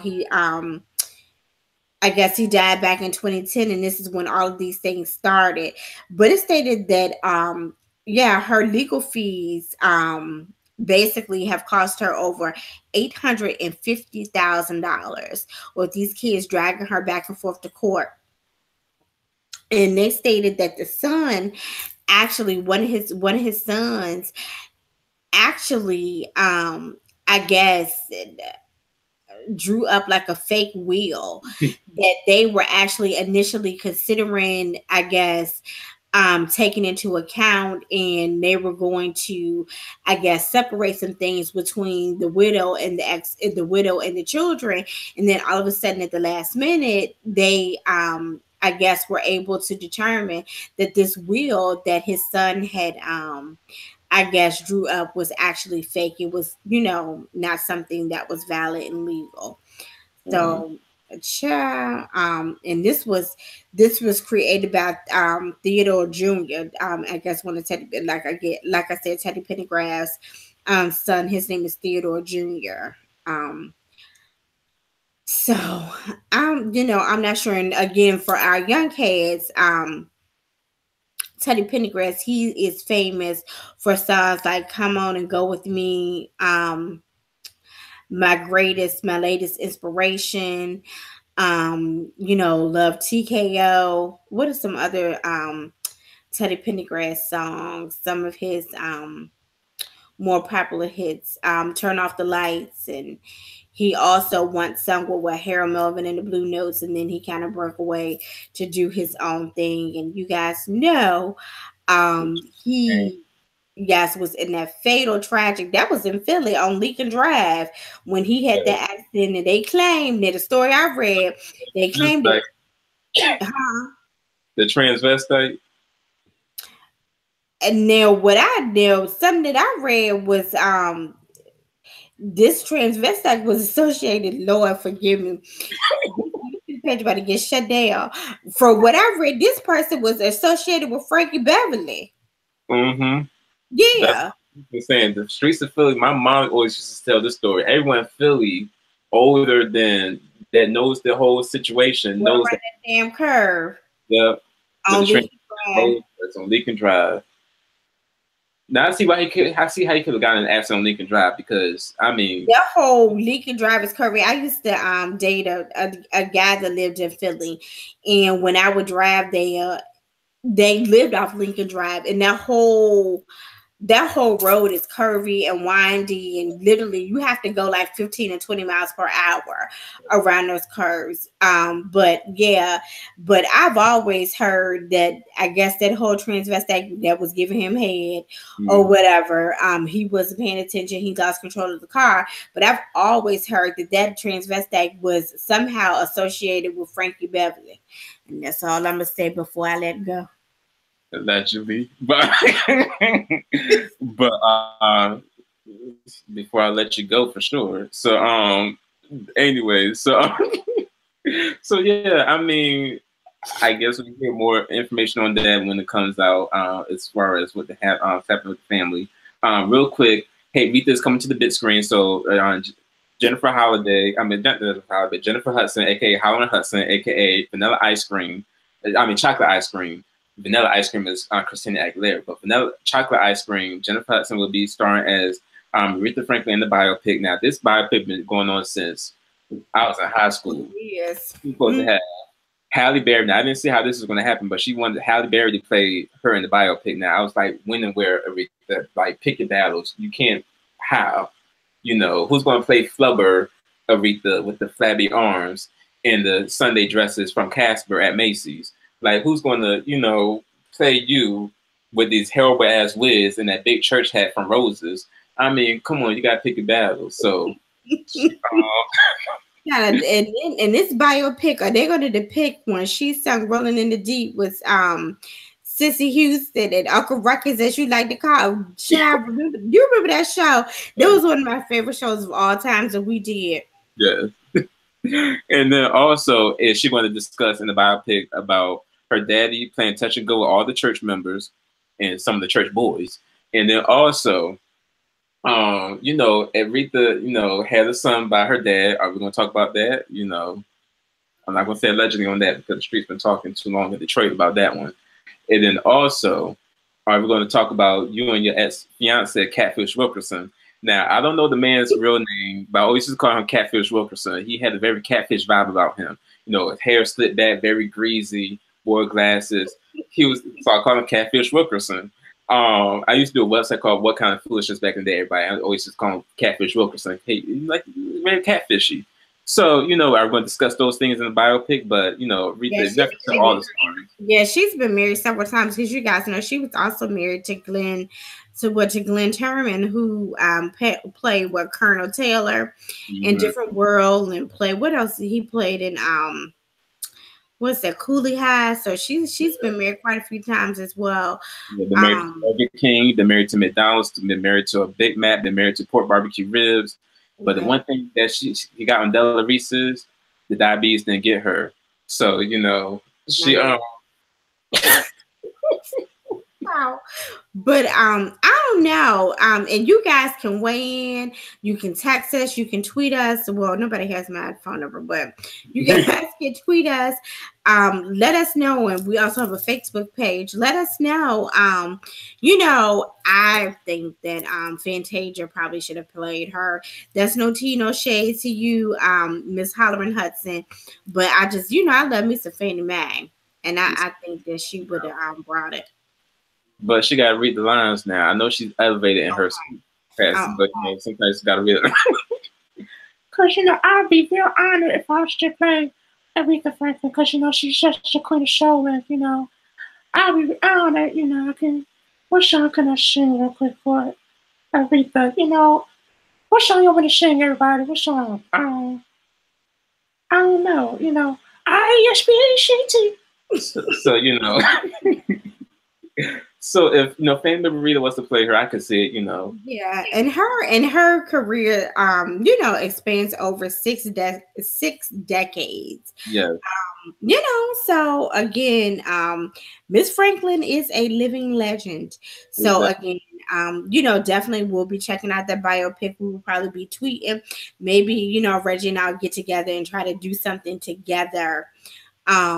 You know, when that comes out. But like you said, this biopic has been in the making for years. So we'll see what happens with that. But apparently, I guess Clive Davis, this announcement was made during his Grammy party. So they stated that they had, you know, several people there performing, and Jennifer Hudson was the last person to perform. And that's when they made the announcement that she was, you know, she signed on to play the role of Aretha Franklin in the Queen of Soul biopic. And I think I'm assuming that's going to be the name of the biopic, Queen of Soul. But I guess at the Grammy party, at Clive Davis's party, Jennifer Hudson performed Think and Respect. And that's the other thing. See, you know, that's the other thing. Like, we've seen her do those songs before. Like, I don't want to see that in a biopic. One of my favorite, and you guys let us know this, one of my favorite all-time Aretha Franklin songs is Ain't No Way. So that's what I would like, you know, to see someone sing, you know, songs that her most popular songs. You know, we see them do those things all the time at all your award shows, all your EBT award shows, you know, the Trumpet Awards, the NAACP Image Awards, you know, your TV One Awards and all that other foolishness. So again, you know, we want to, I don't know, 6 decades. I don't know how they're going to be to pack that down in 2 hours, but we want the motherfucking dirt. We want the tea, bitch. So all the truths. That's truths with an F. Truths. We want all the truths in there. Real quick too. So K Michelle is back on Love Hip Hop Hollywood, but she's already calling some shit. She has beef already now with A1 Saucy, that she's calling him. Liquor Anderson, because she recommended A1 to a manicurist. And I guess he got offended by that. I mean, but nigga, you got black nail polish and you wear pearls. So come on now. And your hair is more drenched and bleached than Monique's blonde. Or is that brown or blonde that you got going on this week? Is that brown too? little, is that a B2? It's brown and blonde. Shut up, Reggie. I just got my hair done. When did I get my hair done? Last Thursday. And shout out to Jasmine, my loctician, who always keeps these love locks fresh, honey. So I might have a loctician if I decide to go that route. But see if I get a free discount. So free discount, you can give me my goddamn Google checks so I can keep going to Jasmine and paying her this $100 every time I go because of the length of my hair. So she charges me double. I don't blame her. But moving on now to someone now, I felt all kinds of vibes from this situation. I felt like on one hand, this is, Monique's doing because there's something just don't seem right about this. So Monique, the other Monique, hey, my loves, or, that Monique in conjunction with this Monique, because I know they're both equal in this way about checks and about, addressing you all on, intros and stuff. Hey, my loves, I love us for real. But, Miss Monique out here was supposed to be doing an interview with T.S. Madison and Khia. Now, shout out to Khia and T.S. They do the Queen's Court. And, so there are YouTube live counterparts and whatnot. And, like I said, me and Khia may have had a falling out back in the day because I may have made some jokes about her. I may have changed the Wikipedia page a few times back in the day. But things have elevated and we've grown from that. And one of her videos is still on the YouTube channel here. And a lot of y'all still comment on that video and still comment on it and like it and whatnot. But Khia and T.S. Madison has been doing this Queen's Court for a good minute now. And they were supposed to be doing an interview with Monique on the show. They had live stream and everything set up. But even I was watching it and I could tell there was some shit happening because when they did the video, there was a lot of, the quality just didn't look right. They looked too bleached. The skin was like they had 1984 wearing makeup, fashion fair makeup that, make you look all pancakey and all cremated and dead. So I knew there was some shit with that. And then Monique was on the other end as well. So while they were getting technical difficulties together, Khia just headed with the shit. She was like, look, this is unprofessional. Y'all ain't got this shit working. I'm out of here. So T.S. Madison trying to get this shit situated. She, Monique talking to her on Periscope. Now, Monique, I'm going to have to teach you. And your girl right there, I don't know if she was the nanny, some girl you picked up on the corner at the Baltimore bus stop or something. Who this white bitch? I don't know. She working in the kitchen at the hotel or something, but you could at least have her adjust your camera for you. Now, Monique, we keep telling you this on the show. You got to adjust your camera up, baby girl, to your neck level. So like this. You keep having your camera all pointed down like this is you. Like, we see like this. Like, we don't see like, or you be all like down under here somewhere. Like, come on, you gotta actually adjust yourself accordingly to the camera. Like, you know how a camera works. I'm about to say sissy husband, but your husband Sydney wasn't able to tell you how to adjust the camera. Well, so I don't think he was. Well, I don't know. That's probably he was there, but probably behind the couch or under the table. But again. Yeah, apparently, and I don't, here's the thing. I don't know what to say and what to make about this whole situation. Apparently, I mean, they had some technical difficulties, just like everybody does. Hell, we always start our show late. We never start on time. Just like today, I was ready. I had been waiting since like 10:15, 10:20. My husband got Jaden HP like touchscreen computer on Friday, so I was going to use that. I was set up, I was ready. When Reggie did the Google call, what the Google Hangouts call, it stated that I needed to download some type of installer. I tried to do it twice and couldn't do it, so I had to get back on my Chromebook. I mean, so things happen. According to Maddie, I guess,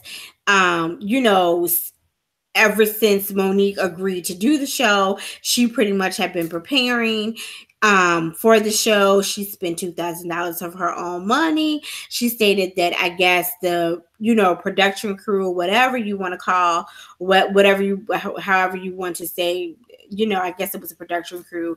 They came in. She stated that they, got to her home at 1:00 to start setting up, getting ready. Then they found out they were missing a few pieces of equipment. They had to go out, go get those things. They kind of pushed things back. Once they got set up, things were just off. Now, according to her, the energy had also been off, between her and Khia all week long. She states that, I guess the day before, and this was the ancient Monique part. Now, she recorded all of this on Periscope, and it's probably been watched 200 million times over. She recorded all of this on Periscope. That's how we know these things. But according to Maddie, I guess, when they came on Sunday to kind of prepare and get things situated, she states that Khia and I guess some more people left. They went off and did their thing, left, Maddie again by herself to try to get these things together. There is one point in the video, again, that's all being recorded by Monique, that you can see pretty much Madison crying, begging Khia to stay and just try to knock the interview out the way. Monique was what appeared to be gracious and what appeared to be patient with them. I'm just not how sure that what am I trying to say? I'm not sure how sympathetic she was with them. I think it was a little shade. But at any given rate, Madison was pretty much crying and begging Khia to stay and again knock the interview out the way. And you can hear Khia saying, "Well, you got your interview questions right there. Just ask her. Just ask her the questions." She kept saying, she wasn't feeling it. It was unprofessional. That ain't the way she do business. Monique kept saying, "Well, I just want to talk to you, Khia. Just come over here, just talk." She kept telling Madison to put the camera in her face, and Khia was like, "No, you're not gonna do that. I'm not feeling it." Monique was just like, I just want to, talk to you because you stated, you get it, you had some words of wisdom for me. You had some kind words. You stated that you went through the same thing. So to make a long story short, what I saw today was that Khia, I guess, put up a post on her Instagram stating that she would not be joining Madison tonight for the Queen's Court. Now, I don't know if this means an indefinite type of thing or she just would not be joining her tonight. However, they're supposed to be in DC on the 17th of February, which is what this Saturday. Just kind of what's being speculated is, I guess there's a contractual agreement that she can't get out of. If she could, she probably would not be in DC as well. So, again, I don't have a dog in this fight, as folks would say. It is what it is. I mean, things happen. I'm sorry. I would say, of course, you would mention that because y'all fight with dogs and bad news, but I'm pretty sure you have a dog in this fight. We just don't see it. Shout out to your high school classmates. So anyway, that's a dog. Then he just cheated on his pregnant wife again. Yeah, we never talked about that on the show, but yes, that came out that he was cheating on his pregnant wife. They just had another baby, and all that high sodium out there and bad news just got track of the damn food out here. That's rice we eat. That Chinese restaurants downtown Newport News. I think I'm gonna take my mom home this weekend and I'm gonna stop by number one Chinese. And this time I think I'm gonna give me 3 boxes. 3 boxes. The sodium is real out here in these streets in Black History Month. My God.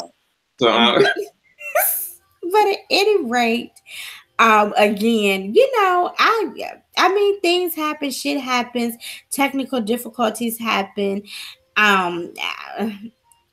And that's exactly what I mentioned too, like how when we do the show, I mentioned that, with live everything is up in the air. Anything can happen when it's live and direct. Even when we did the podcast on Spreaker, like we tell y'all, look, There's some technical shit going on right now. We may have to. Yeah, I mean, there's numerous times, and at one point, I had to question whether you were behind this and trying to sabotage me, Reginald, because I would listen.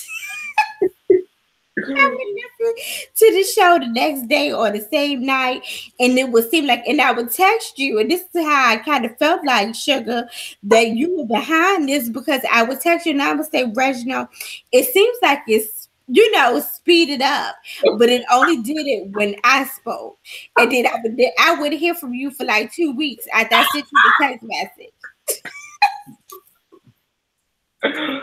I'm gonna let you on the behind the scenes secret as well, people. So when we did interview day 26, the first call we did have a technical difficulty with that as well, and then we had to reschedule it, and Brian did the interview for day 26. But we did have, even with interviews, we've had our technical share of issues here on the show with live radio, but we managed to do it now. Interview, and when we did the day 26 interview, that wasn't even a face-to-face interview. That was a telephone type of conference situation that was that we had set up. But again, I can't say whether or not it was unprofessional, whether or not she sabotaged her own self and she created, problems for herself. And when I say she, I mean Khia, Because T.S. Madison got on her Instagram and said, #the Queen's Court has created buzz about pop culture since its inception, but this time the buzz has been about the show itself.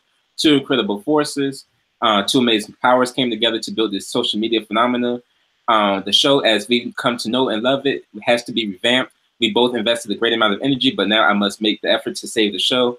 Thus, the Queen's Court shall return on time, 3/19/18 on. So mark your calendars and set your reminders. Text the Queen's Court to 3322 to stay updated with the show. I'm currently touring domestically and internationally. Washington, D.C. this Saturday, the 17th. Australia, February 27th through March 9th. And Los Angeles, March 11th through March 13th.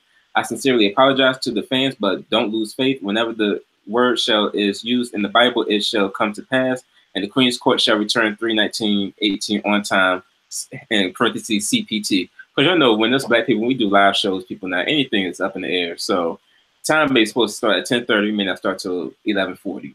So, at least she gets it. But and look at our show. Our show is called Friday Night Live. We do this damn show on Sunday, on Monday, on Tuesday, Wednesday, Thursday. I don't think we've done a show on Friday night in the last 2 months maybe. Yeah. So I mean, things happen, life happens. I have a child, I have a husband. I am now the caretaker for my mother, who lives with us full time. You've been elevated in your career. I haven't been elevated in my Google checks, but again, I'll digress, Sugar.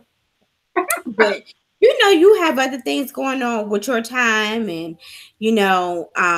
I know it takes time to twist that hair, so you have things going on there as well. But again, like I said, no tea, no shade. It's all love. We love the Queen's Court. I don't know if you're gonna go in. I'm not gonna go in. And plus, this happened last Monday. It's been the buzz, it's been the feed since last week. We're just here, just kind of talking about it like everybody else. But you guys can tweet us, let us know what you think about it. What do you think, Reggie? How do you weigh in on it? Again, like I said, I remember when I was seeing everything unfold live, and when Khia hit her with T.S. Madison, when she came back up, when Madison was already going through the struggle, the laptop was falling over, the call from Monique's FaceTime dropped because she was in Oklahoma. The call dropped. # she's in Oklahoma. When Madison was trying to call Monique back, Monique was answering the phone. She was looking at the screen of the call like, oh, who this pressed the side button on the iPhone and on the iPad and everything. It was just a lot. And I was feeling bad for Madison because you could tell this is the one who, before Khia even came on board, this is Madison's situation. So you can tell she has a really deeper love for this because this is what she had created. This is her brand that she created. And Monique just happened to, not Monique, but Khia just happened to come into the fold. So again, I felt bad for Madison, but at the same time, it was like Khia, when Khia hit her with the, I'm gonna call you back tomorrow, and sped off in her van.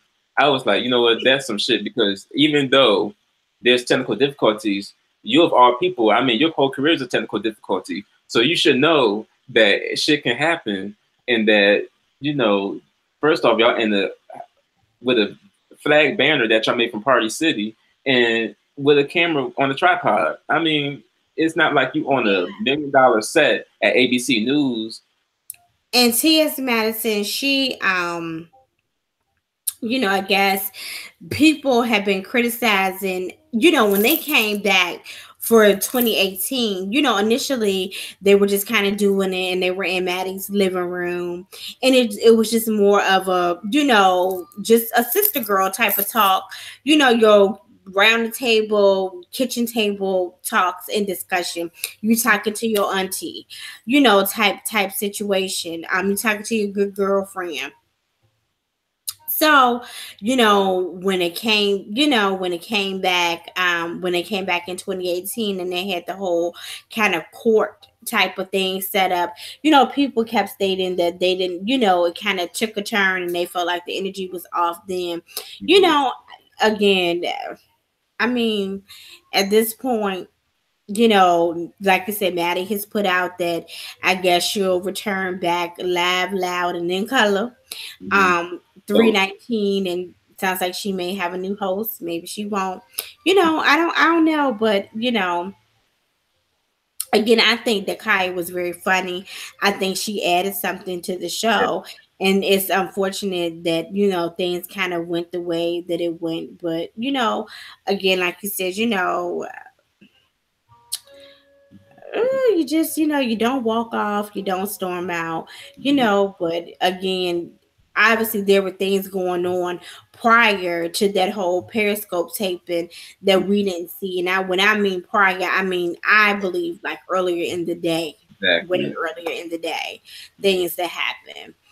They kind of carried over, you know, to the show, trying to get the show in order. So, you know, I guess I wish the best for both of them. Yeah. So, it's just what happened come 319. You know, if you guys are tuning in, and let me plug this in here. If you guys are the perfect opportunity, if you guys are, you know, with us, this is your first time, please like our video, please subscribe. When you subscribe, please hit that bell so that you guys will get notifications when we're on and when we're doing the show, when we're live. You know, maybe we'll get a golden play button, like Jaden said. We don't know, but we do this because this is what we love. We love, you know, to laugh. We love a good kiki. We love to carry on. I love to fuck with Reggie about my money. He think I'm fucking with him, but I'm goddamn serious. I want my goddamn people check. You know, but again, we just like talking about what's going on, you know, in today's society, in today's culture, bringing you guys the entertainment news. You know, Real Talk Radio is where it is for us. But, you know, again, I wish both of them, you know, nothing but the best, you know. Yeah, so we shall see what happens coming soon. Now, speaking of getting back together and hopefully things working out, so Martin is going to be having the reboot now. We've been hearing about this here and there a little bit, and I remember someone was talking about it a while ago, but I was like, I don't know how that's going to work because, you know, Tisha Campbell, now shout out to VH1 now, because they still don't have Martin on Hulu or on Netflix. So when Martin comes on, you know, either TV One or BET in the mornings, or now it's on VH1 every morning. So I get up in the morning and I watch Martin every morning because I need to get my laughs in before I go to work. And so that's shout out to them for having the shows coming on. But I was like, now for the last season, you know, Tisha Campbell hardly did like 5 episodes in the same room with Martin because she, you know, situation that they had. Yeah. He was talking. Yeah, Eric said he was like the original Harvey Weinstein in the cast. So there was the allegations of touch and go. And then there was some allegations where he cussed her out and called her a bitch. Mm-hmm. And then that him and Cole had beef or whatever. What's Cole's real name? Carl something. No, that was Bert. Yeah, oh, what was Carl? Shut up, Reggie. First of all, it was Let me Google it. First of all, it's fucking 12:40 a.m. So we No, about this last story. It was Carl Payne. That's what it was. Um, there yeah, was Carl word. Anthony Payne. Yeah, there was word that they had beef behind the scenes because Carl Payne character, Carl had more laughs. I mean, Cole had more laughs than Martin, which it was supposed to be an emphasis anyway because Cole was the dumb one on the show. So of course, dumb people gonna get more laughs. I mean, that's how JJ Evans survived on Good Yeah, Times, from Good and then because of the Times. season 5, and then because of the season 5 situation, we were, we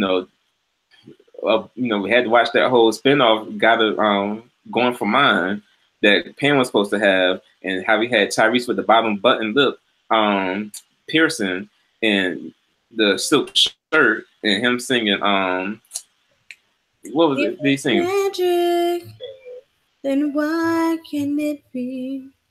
He was such a horrible actor on that episode. Yeah, that was it, and that's a Stevie Wonder classic, guys. So that season 5 was just all weird in a way because everything we wanted to see Martin and Gina together at the end, but of course there were things happening.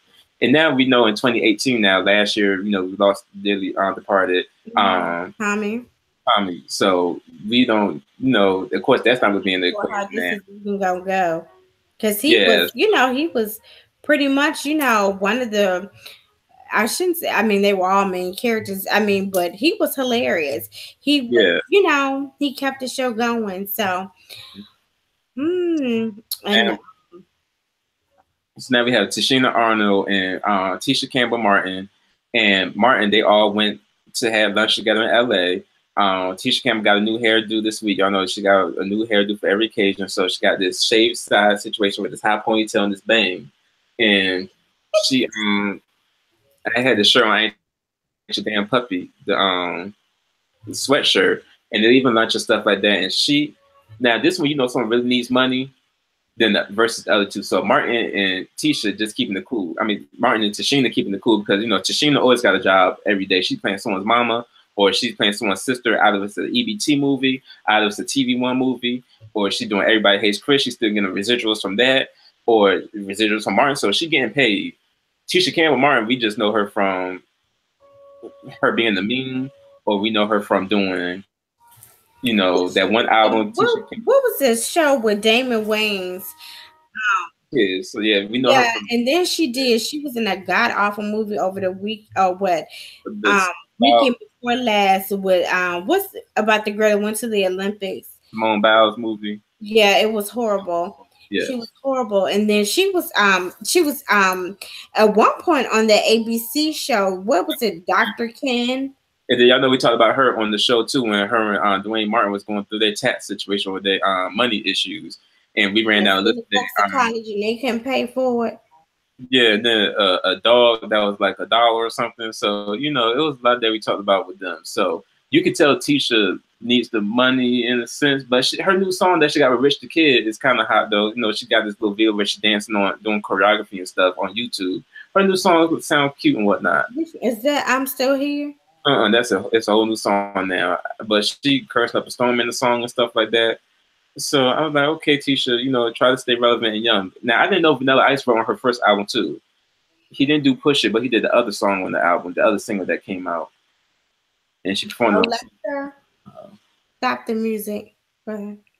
Yeah, so that seeing them come back together, it was refreshing. It was like, man, after all these years, after 20 plus years, y'all finally can get together and get along. So I'm actually excited about the reboot now. The reboot is one of those shows I want to see actually on Netflix or Hulu. A network would be cool and stuff like that, but I wanted to see it in one setting, and then it's also going to see how it's going to play out as they're older now. And even if Carl Payne is invited back to the show, but you got to have Cole. I want to see if Cole and what's his girlfriend name, the dumb as hell girl, Shanice, or what's her damn name? It was like Shanice or something like that. Yeah, Shanice. Yeah, we want to see if they got married and had some little dumb kids. If Martin and Gina had kids, if Pam got kids, and then I don't want to see them kill off Tommy, because he passed in real life. Maybe Tommy finally got that real good job somewhere, and he just, with the white girl, the snow bunny that he was with at the log cabin. Aquanetta. Yeah, Aquanetta. So maybe him and Aquanetta got married off somewhere, and he finally got a job of his dreams.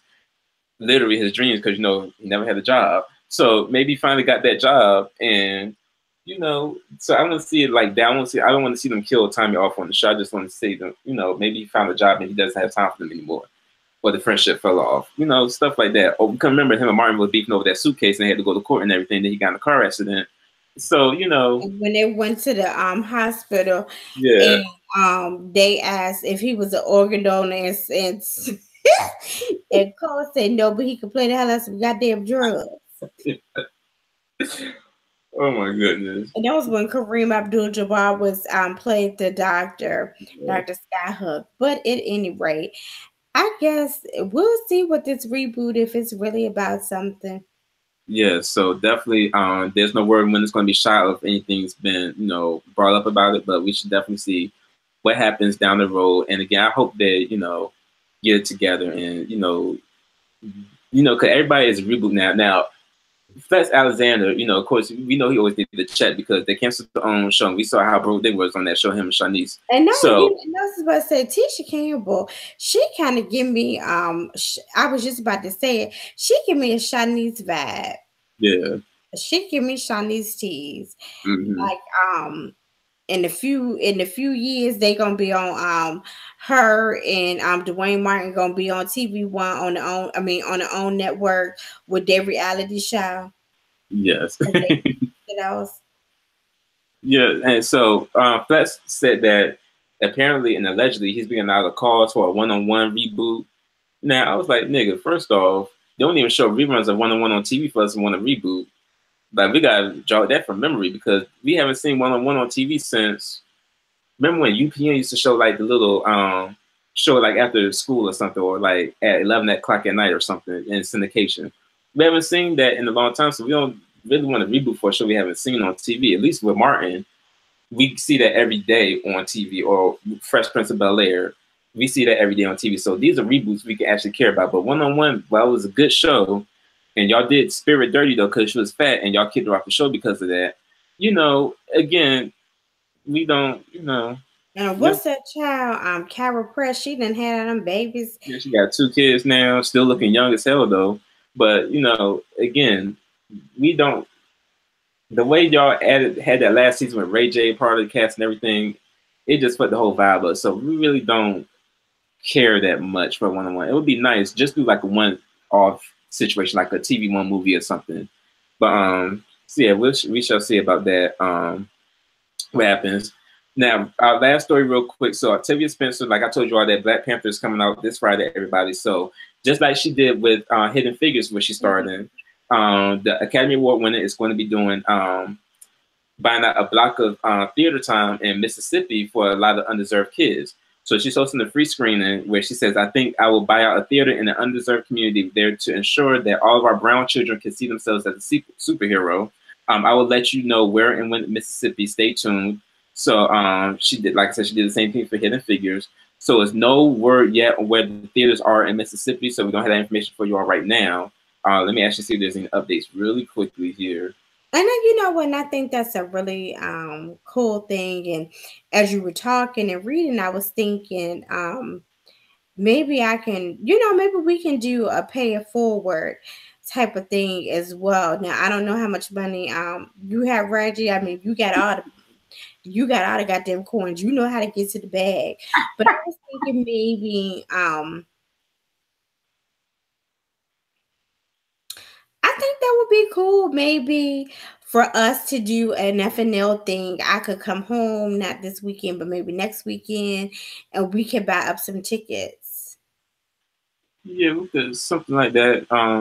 Definitely see what we can do with that. I mean, my money on the long, my money long enough to buy about 5 tickets. A couple of kids, but definitely, I can definitely see us doing that. Yeah, I can look into that and see if Regal can sponsor some stuff real quick or somebody. I mean, I'm talking about batting about 2 or 3 seats. Yeah, real show that we're part of the community, that we are part of the change. We'll have to think how we can get it out to folks and You know, I hate to say we only got 3 seats first come first. Yeah, we'll play musical chairs real quick. But the goose seats. But you know, and you know, get the kids a kids pack popcorn. yeah. Is that still $5? No, it's been so long. But you know, maybe we could try to do that because I do think it is important for our brown kids to see you know, black superheroes and things like that. So I do think that is important. You know, my son is very, very fortunate. He's very spoiled. um Reggie knows. He's a hot ass mess. And so I think that you know, and to have him there helping helping us give back versus always running his mouth and taking. um you know, he's 7 years old. He has a cell phone. He just got a new HP, you know, touchscreen laptop. And, you know, he doesn't want for anything. So I think, you know, it would be a good thing for him to also, you know, be a part of that. I want him to be a part of that. But I think that maybe we can look into trying to do something next weekend. It's kind of last minute this weekend, and plus a lot of it, you know, maybe sold out because it is the opening weekend. But maybe even if we do it next Sunday instead of next Saturday, I think, you know, if we could, you know, you get 5 seats, I get 5 seats. That's 10 tickets. Yeah. You have to cut back on your hair products. And on that, to a Kara's daughter or whatnot. But it's on that note, so but yeah, definitely once we, you know, congregate about that and everything, we'll definitely let y'all know as far as what we come up with that, everybody, because that does sound like a good idea. You know, y'all know I'm all about helping the kids, and you know, my volunteer work. Helping your partner, but okay. Look, maybe your church could sponsor a few. You can rally out the pastors together, your brothers like TD Jakes and your preach sisters. Maybe you can rally all them together. What's Creflo Dollar? We never heard from him in a while. Andrea Johnson. Maybe you can get her to get a few tickets. Yeah, I mean, she can pass out condoms, she can pass out tickets. So, dress up like a hooker. Maybe you can dress up like one of the characters from Black Panther, bitch. Oh my goodness! But on that note, everybody, we do thank you all for tuning in tonight, everybody. Now, I'm pretty sure we omitted a few stories, but you know, we'll get to those next time, as we always do, everybody. We'll get back around to it. But we do thank you all for definitely tuning in tonight, everybody. So make sure, like Monique said, you like, subscribe, comment to the show. There's a little bell in the corner that you can get alerted every time we release a video on the show, so you'll be updated already. Our Facebook page, facebook.com/FNL Radio. So you can make sure you go to the Facebook page and stay updated right there, and like the page as well. Again, you follow me on Twitter, Mr. Dr. MarDOC, Monique at CookieLove1980. And we will check you all next time, everybody, on the show. I love us for real. Don't have to bottles. People, use your motherfucking words. Use your goddamn words. Okay. Yes, everybody. So we will check you all next time, everybody, here on FNL Live.